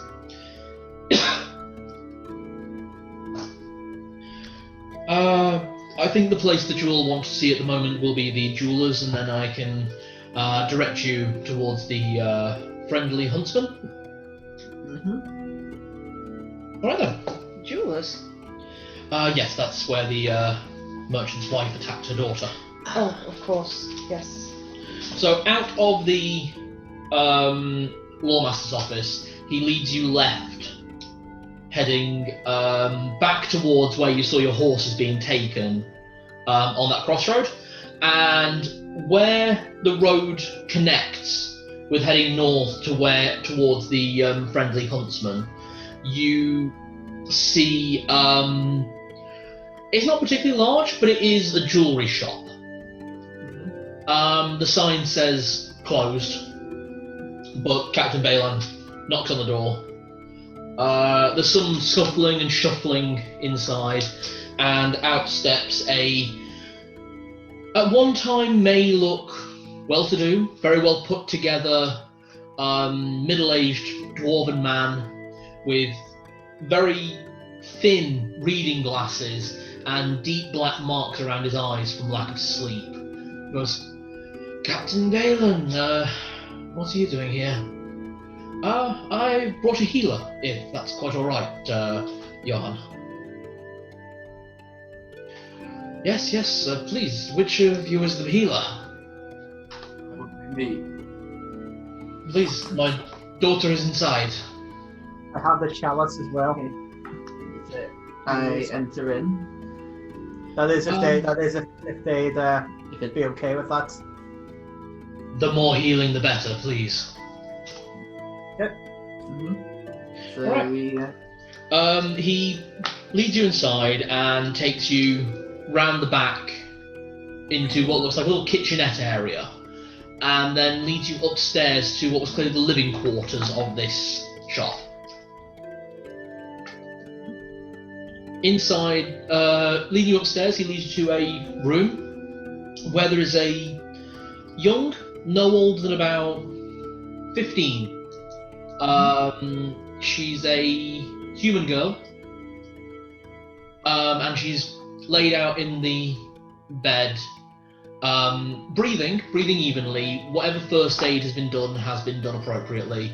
You can see bandages wrapped around her lower neck, and as you look closer, you can see that they go probably down most of the right side of her body, and you can see in the corner a dress, or what the remnants of a dress that is now mere tattered rags of vicious stab wounds and slashes. The many layers of clothing and the leather bodice is most likely what saved her life. Yes. Please, do what you can. To settle there, I start reassuring the girl if she can understand me. She's unconscious. So I start to say, guide me, white wolf, and put and spare this child of pain. And I start using the only healing spell I've really got is Cure Light Wounds, so... That's all you need. Can you roll your bonus, which is D8 plus 2? Actually, it's your... I can Sorry. cast it up to twice, if any case. Oh, that's a full 8! I've also checked on how these spells work. It's D8 plus your level. Plus my level, so that's plus 3, so that's a total of 11. Yeah. You see the wounds that cover her body knit close under the bandages, and as they close, some of the bandages fall away to reveal you're not good enough to cure scars, but you are strong enough to heal these wounds to the point that they will no longer harm her or cause her issue. And as the spell ends and the glow recedes, you see her eyes flutter open, and her father gives out a shriek and rushes towards her and goes, "Oh my girl, you're awake, you're alright, thank you, father." Well, just take it easy. It will take time to heal fully. Balon says, Thank you very much, father. If you don't mind, I'll question the girl in the morning, and I'll speak to you at the inn. I think it'd be better if he talked to them rather than us. He knows them. Let's let them rest. Is there any need of any further healing, or is that... That's it, actually, yeah. Okay. Oh. You're ready! You're ready! Here if we need it. Yep. That's it, it's like having an extra cure wounds. Yeah. Alright, Balon leads you out, closes the door behind him, and then says, Thank you already. You've already done quite a bit. I'll take you all to the inn. You can arrange your stay from there, and I'll meet you first thing in the morning. Okay. Alright. So take... So, leading you up through the town,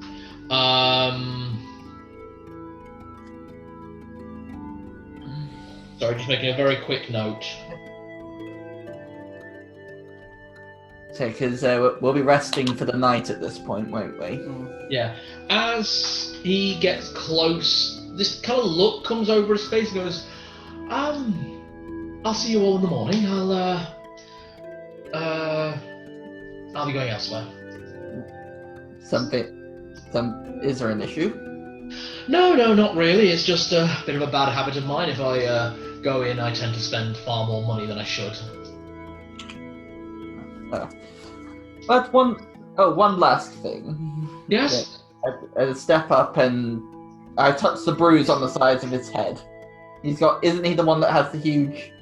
No, he has a burn mark across his cheek. Yeah, it's right. I just tap it and... Oh, another full heal.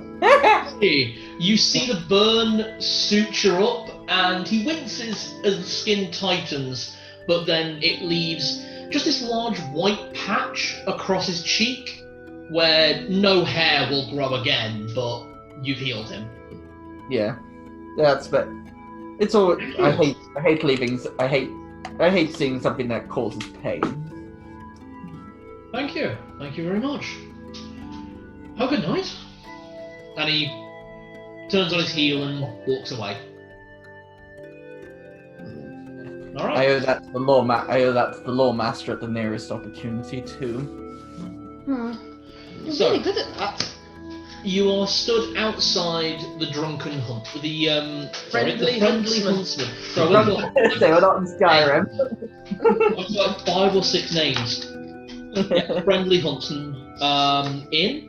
But as you get closer, you see the sign swings. There's the friendly huntsman brothel. Ah. The brothel. Oh, mercy. You don't have to stay here if you don't want to. Roberto, shall we? Let's go. Sharpen your bows and string your swords, the police are gone away. Does everyone head inside?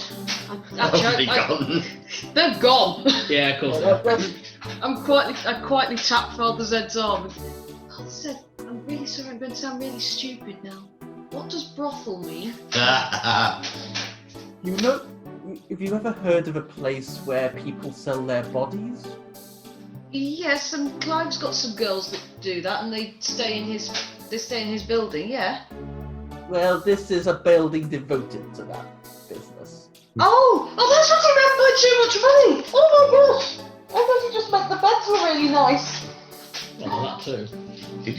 Oh dear. I will return to you two in a moment. The second that Narlock and Roberto walk in, the first thing that washes over the two of you is the smell is exquisite. It's intoxicating just to be in here. The mix It's of incense. the finest tobacco and jasmine oils. Oh. Ooh. The next thing to wash over you is the people. Men and women dressed in provocative yet very classy clothing. Very, very intriguing, interesting, and very pleasant. They appear to be having company, playing cards, and talking with many of the patrons who are enjoying themselves immensely.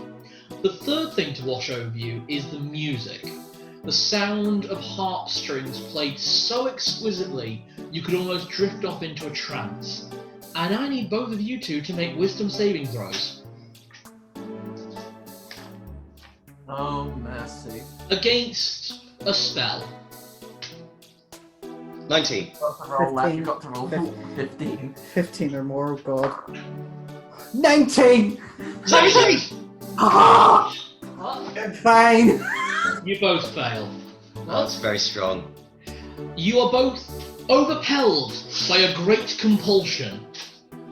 And don't drift towards the women. Don't drift towards the music. You are pulled towards the bar.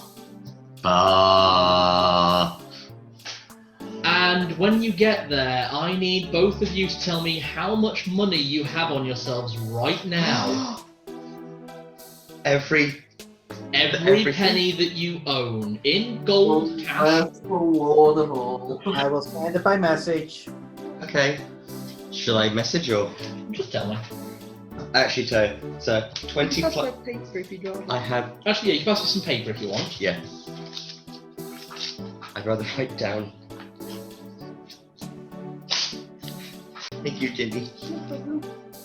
No problem. You're so nervous you've gone South African. Thank you, Jimmy. I am so scared. There you go. Oh, fuck. Yeah, I think that's what you're about to get. No, not even that good. It looks like they're spending it all on booze. Right. Here are my savings. Very, very quick maths. 2 plus 2 is 4 minus, yeah. You remember to put some of it into the bank account so you won't be completely tapped. There's some money, but You not didn't much. put in as much as you probably should have, did you? I'm a bard. The account numbers. Yeah, you three have the account, Narlock doesn't. I swear, if Oh, my mummy's at home. Oh yes, in your teeny safe. Yes, with the trap set up. And do you remember what that trap is? Yeah. It's almost like a shotgun thing, isn't it? It's a set with a bird trap opened wide so that whenever you go down into it, unless you disarm that bird trap before going in, it's going to snap shut in your face. And that way you'll be able to find out who did it because their face will be on the floor. Yep. Welcome to Saw, everyone. So, I have a way of stopping. I technically have a way of. So we're just doing maths. I technically have a way of stopping it. Just like any priest would. I'll be like Mamalamel in Riften. You're gonna run and say, "This is a house of sin." And? This is a house of ill repute. Maramel is What's that? Mara. Mara. And he's in the middle of, when you first meet him, he's in the tavern, isn't he? Going, "This is a house of ill repute, come back to Mara's grace." What do you call that? It's not honey. It's Got not to honey. imagine I've got a scroll of flying now. The honeybee. Hunting, not the honey. Ingram Meadery. Being barred. That's it. Is it the being barred or being barb? Potentially one of One of well, it them. could be either one or the other. I think it's more likely to be in Barb.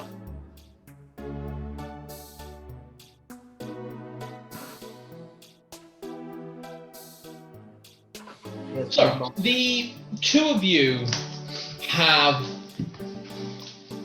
quite frankly, some of the nicest drinks you've ever had. You order just things, you just get recommendations, and just you're compelled to pay and tip. This is Vegas.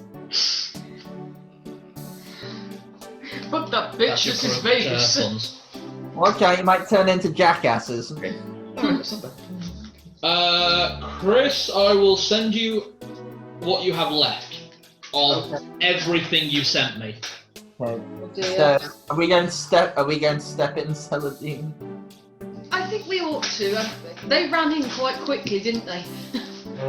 We best save them from themselves. Alright. Open the door. Again, the two of you, like the previous two, though due to your own... I was just about to say, I'm a half elf. You are. You can't be charmed. I Oh, got the resistance. You've got 30% resistance. Who said this was a charm? If it's hypnosis, then as an illusionist, they'd surely be able to recognise it as such. You will get your 30%. Right. So roll a 10. Roll a 10.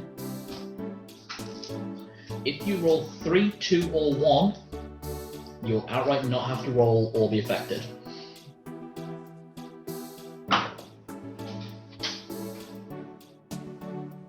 Or you will know what this is. You will not be affected as badly, but as the music of the harp and the intoxicating aroma around you fills your senses and makes you happy and feel good to your absolute cause, you are compelled towards the bar. Can both of you... Oh, sorry, I do need both of you to make a wisdom saving throw, that is right. So D20. 16! Plus, Plus my your wisdom. wisdom. 17.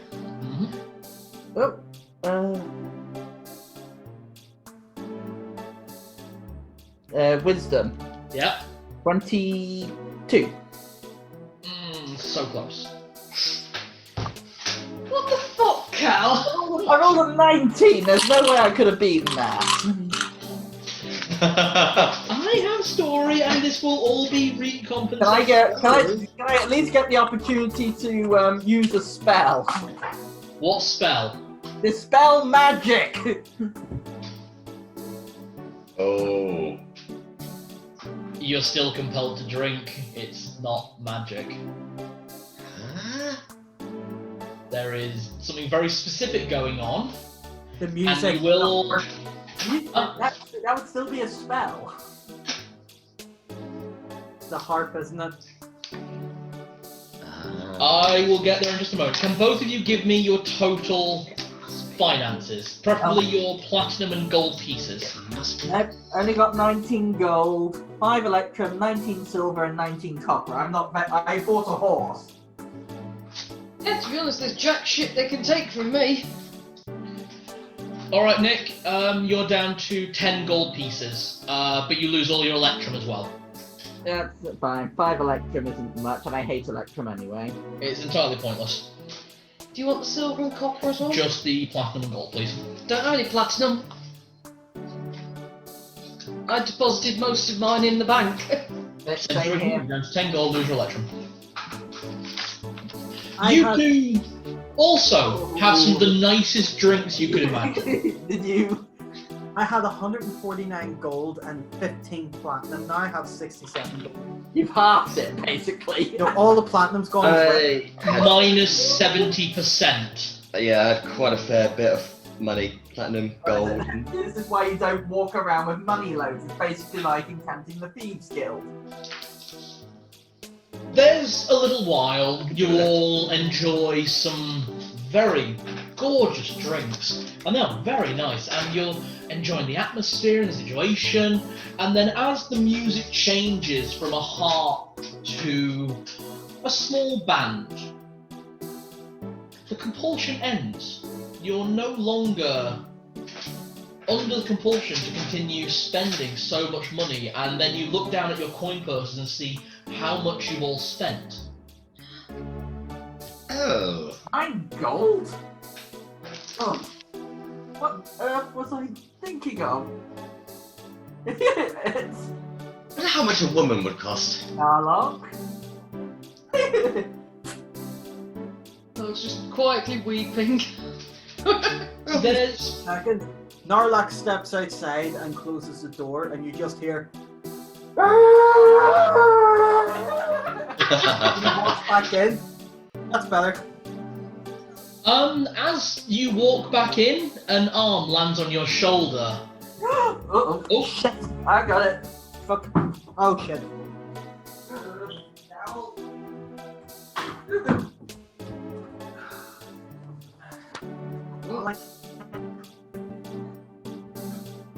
you guys okay? Yeah, it's alright. Oh, we've gone black. Oh, there we go. We're back. Oh, Hey, wait. you did glitch briefly there on our end as well. That was weird. Yeah, it's okay. It's alright. It's I fine. didn't even know that was there. It's okay. It's just a bit of coke spilt. Oh, that's alright, that comes up. Yeah. It's gone. It's okay. It's all good. It's all fine. All So, is well. An arm lands on my shoulder. Goes, oh, new here, honey. Weren't expecting to spend that much money at my bar, were you? What did she say? Sorry. Did you hear any of that, or just... No, I didn't. Nick was talking. Ah, sorry. New here, honey. Didn't expect to spend that much at my bar, I suppose. I spin round to whoever it is.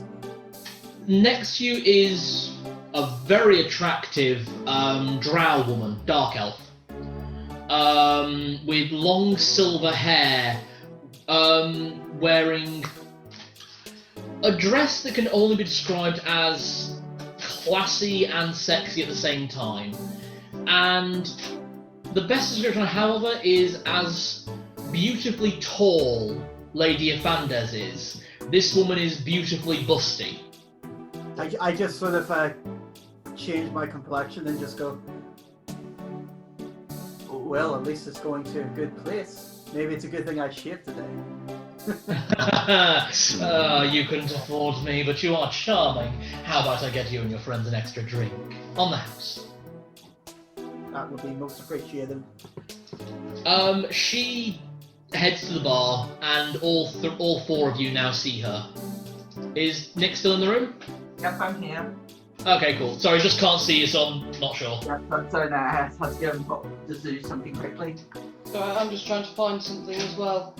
Can I see the harp?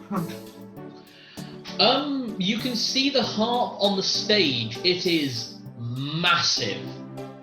We're not talking like a little hand harp.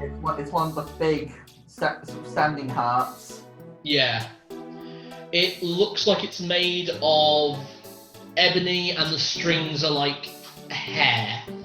They're so fine. If everyone would like to check the group chat, I believe I've just sent a picture. You have. Yeah. Sorry it's sideways, I can't make my phone turn it round without going weird and glitchy. And yeah, she has these piercings as you look closer, going from her nose to her ear. Quite sort of somewhere between Indian and Turkish, but at the same time European. Yeah. So, what's with that harp? Oh, my harp. Oh, it's just a very good instrument. That's your harp. I kind of snort. You're welcome to check it if you want. There's no magic being done here, I promise. I just kind of very politely put my hand and say, may I just have a little look? Because as a aspiring bard, I love instruments of many kinds, and that's really beautiful. Feel free. If you want to have a go, you're more than welcome. If that's not a problem, that looks so expensive. It is. Okay. If you don't mind, that's very kind of you. You can't even get your arm. You can see it's absolutely gorgeous and beautiful as an instrument. I'm not going to make you roll for it. It is spectacularly expensive. But it's just a very good instrument. I have an idea. So, what can I get all of you, seeing as you're in my bar?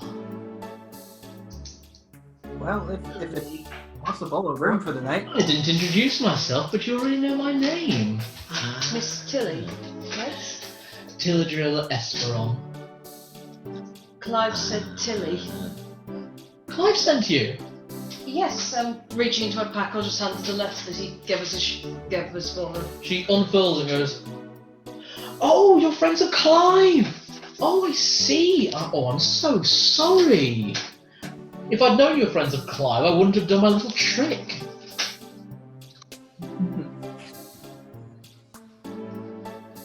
Well, I think we can make more than amends. Those are your horses in the stable, aren't they? They are, yes. You and your horses may stay here, free of charge. Well, you're not getting your money back, so I suppose that's the payment. You're most gracious. I'm kind of drumming my fingers on the tip. I should point out, a bed in my establishment is 50 gold a night. Does seem like we're getting a bit of a bargain there. Now, I really appreciate everything that's been offered, but Tilly, I have a question. They're real. As much as I wish to comment on that, something a little bit more interesting, which I've never tried before, actually.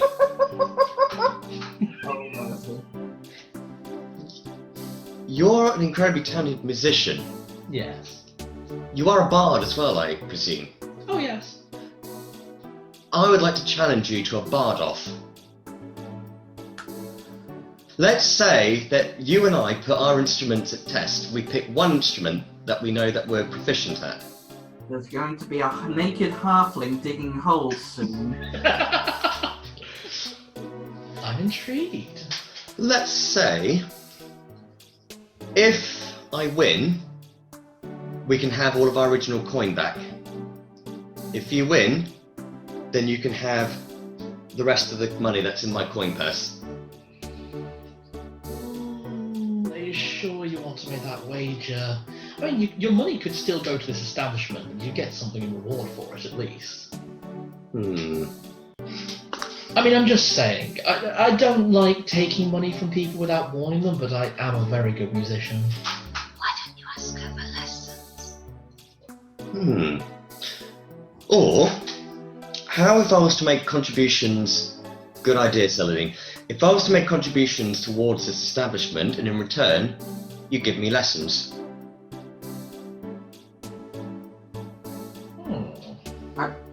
writing. Brilliant. I'm plucking wolf hair out of my cloak and just knotting it together for a second. I tell you what, Are the you as letter uncomfortable as from I am here? the letter from Clive looks like I won't be staying in Good thing town you for did much that because longer. Narlock was just about the But I opposite. suppose you'll all be going back to Torgavar? You did knit yourself a condom. What? Oh God! I didn't hear that, I just stuffed the wands into my ears. We'll sort out lessons personally. Back in Torgavar. If you want to use your money here in this establishment, you're more than welcome. And if you still want to have that bard off, was it?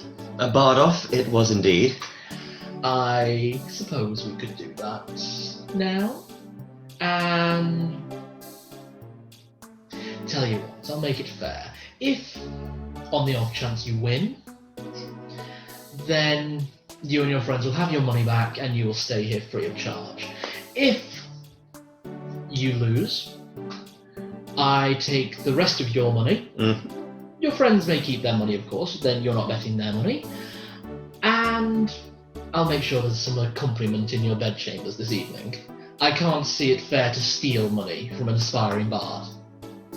That sounds to me we have a fair deal.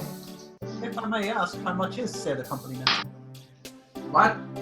Well, it depends what you want. Everything's on the table if you have coin.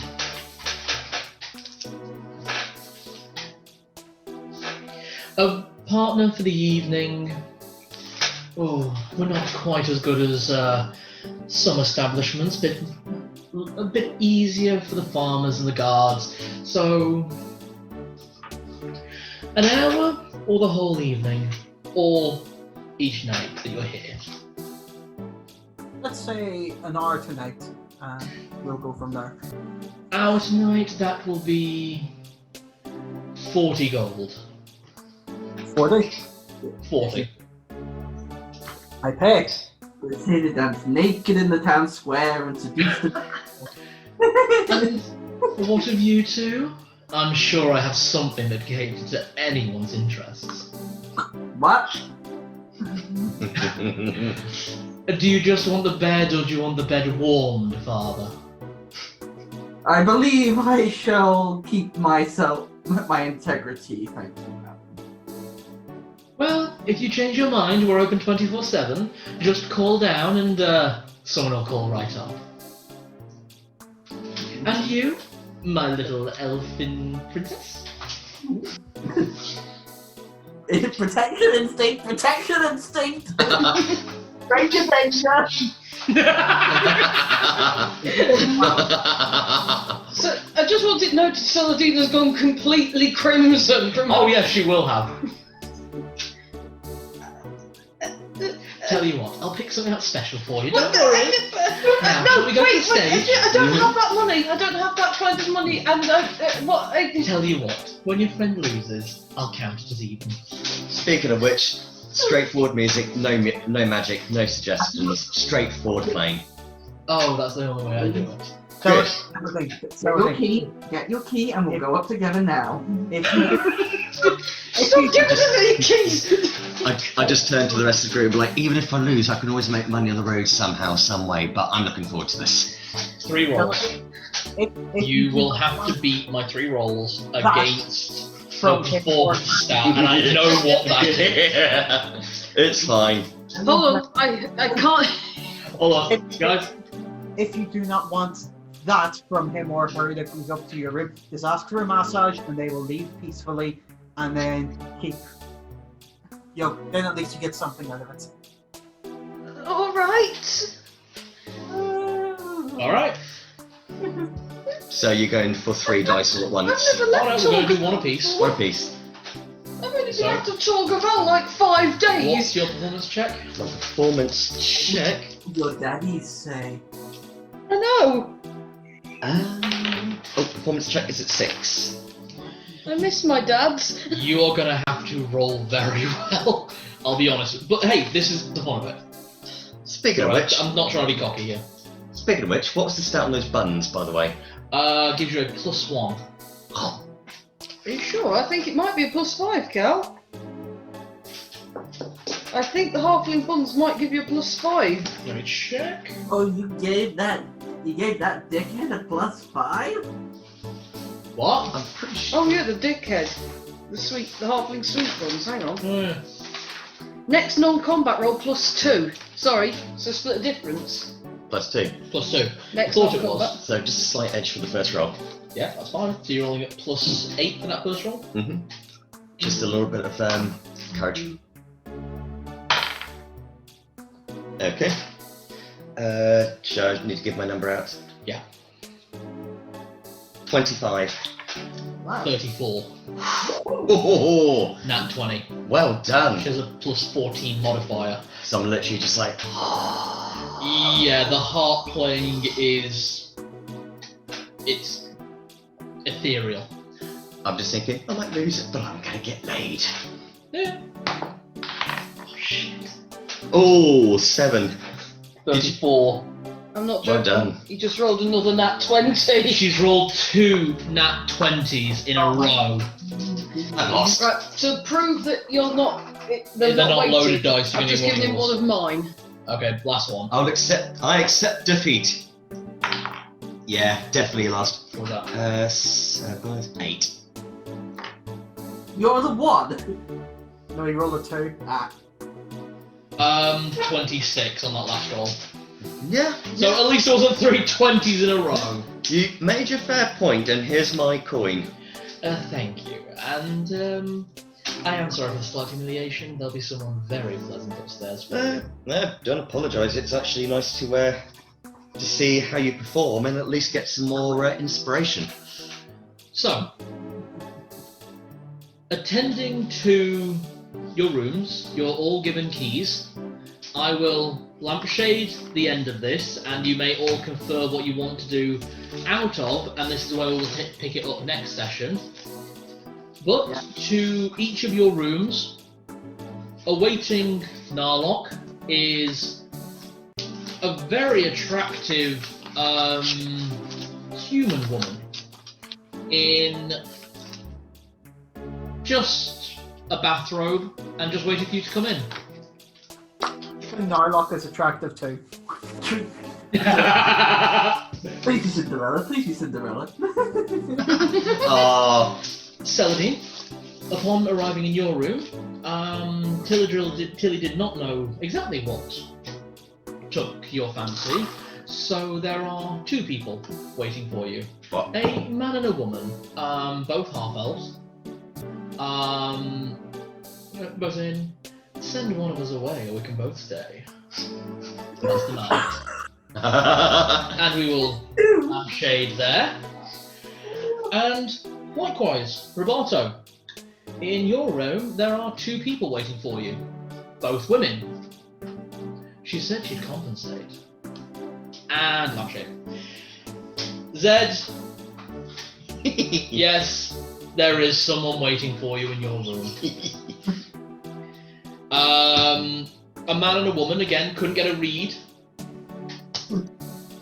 And the man says, well, I'm happy to stay or go, or just watch. Depends what you want, sugars.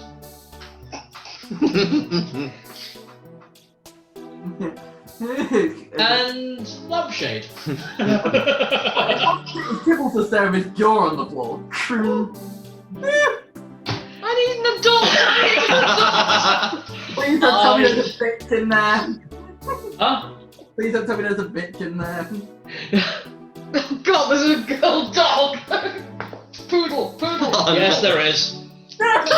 Please let it be a poodle. Fine, it's a poodle. Yes! God. Okay. Group, the best kind of image of what I think Narlock would look like. I've just seen it. It's really cool. Load you, bitch. Yeah, pretty much. That's a good image. Oh damn, he is handsome. Mm. Oh yeah, he's fat. I did not draw him handsome enough, god damn it. So, how did everyone find that session? That was really good. That Thank was you. really It good. was fun. I am so glad that they dragged Yorm away. Yep. Yeah.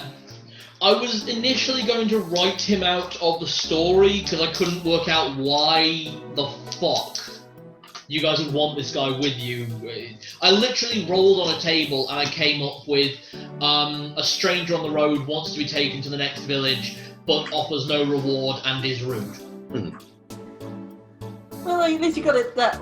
Well, the thing is, though, it was just funny. I was throwing him off the head back of the There was back. a lot of fun with him, I will say. And then we tried to be nice. and then we Dudley, tried to- I do need to tell you, by the way, your money is now at 0, silver pieces and copper pieces as well. Yep, night night. Whenever users go to the bank, may I borrow some platinum because I have plenty of platinum at home back in Torgaval I can give you, but I've got no access to it whatsoever here. Do we get XP for this one, or is that something to sort out for next time? There was an EXP game, but not for everyone. In terms of the platinum, okay, but I think we should get a proper IOU written up by the bank. That is fine. I have 335 platinum at home. I can just borrow what I need and pay back. It means Cal gets to do the voice again for the bank teller. Oh yeah, the Torgavalian banker. The only two characters who got experience points this session are Narlock and Celadine. Nice. Oh, yay. Narlock is now at 5,600 experience points, Okay. and Celadine is at 5,590. Okay. Oh, I didn't gain that many then. No, it's only 50 points for Chris and 40 points for you. What were they? Just to try and keep us all levelling evenly. Well, to be honest, there's the treasure experience game, which is actually how you get most experience points in 1E. Like, Nick, seriously, if you had a look at what the experience allocation for monsters was like in the monster manual, how anyone got any levels is hilarious. Basically, the way they got it was that every gold you find is effectively 1 experience point. No. Yeah, so it's more about the treasure. It's why the dungeon delving is a huge aspect. Does that mean I'm still the only one at level 3? Huh? Does that mean I'm still the only one at level 3? Oh no, I'm you level and 3. yeah, you and Celadine are both at level 3. Roberto is level 1, and Narlock is level 4. Oh, is that because he multi-classed? Yeah. I haven't multi-classed yet. No, Sort of. The way that Bard works is that it resets the class. You basically spend experience points at level 3, lose your level up bonuses that you got for whatever class you were, and now become a Bard. You can't start as a Bard, you have to become a Bard. What were you to begin with? A rogue? You were a fighter, weren't Yeah, I was a fighter. you? Yeah. Oh,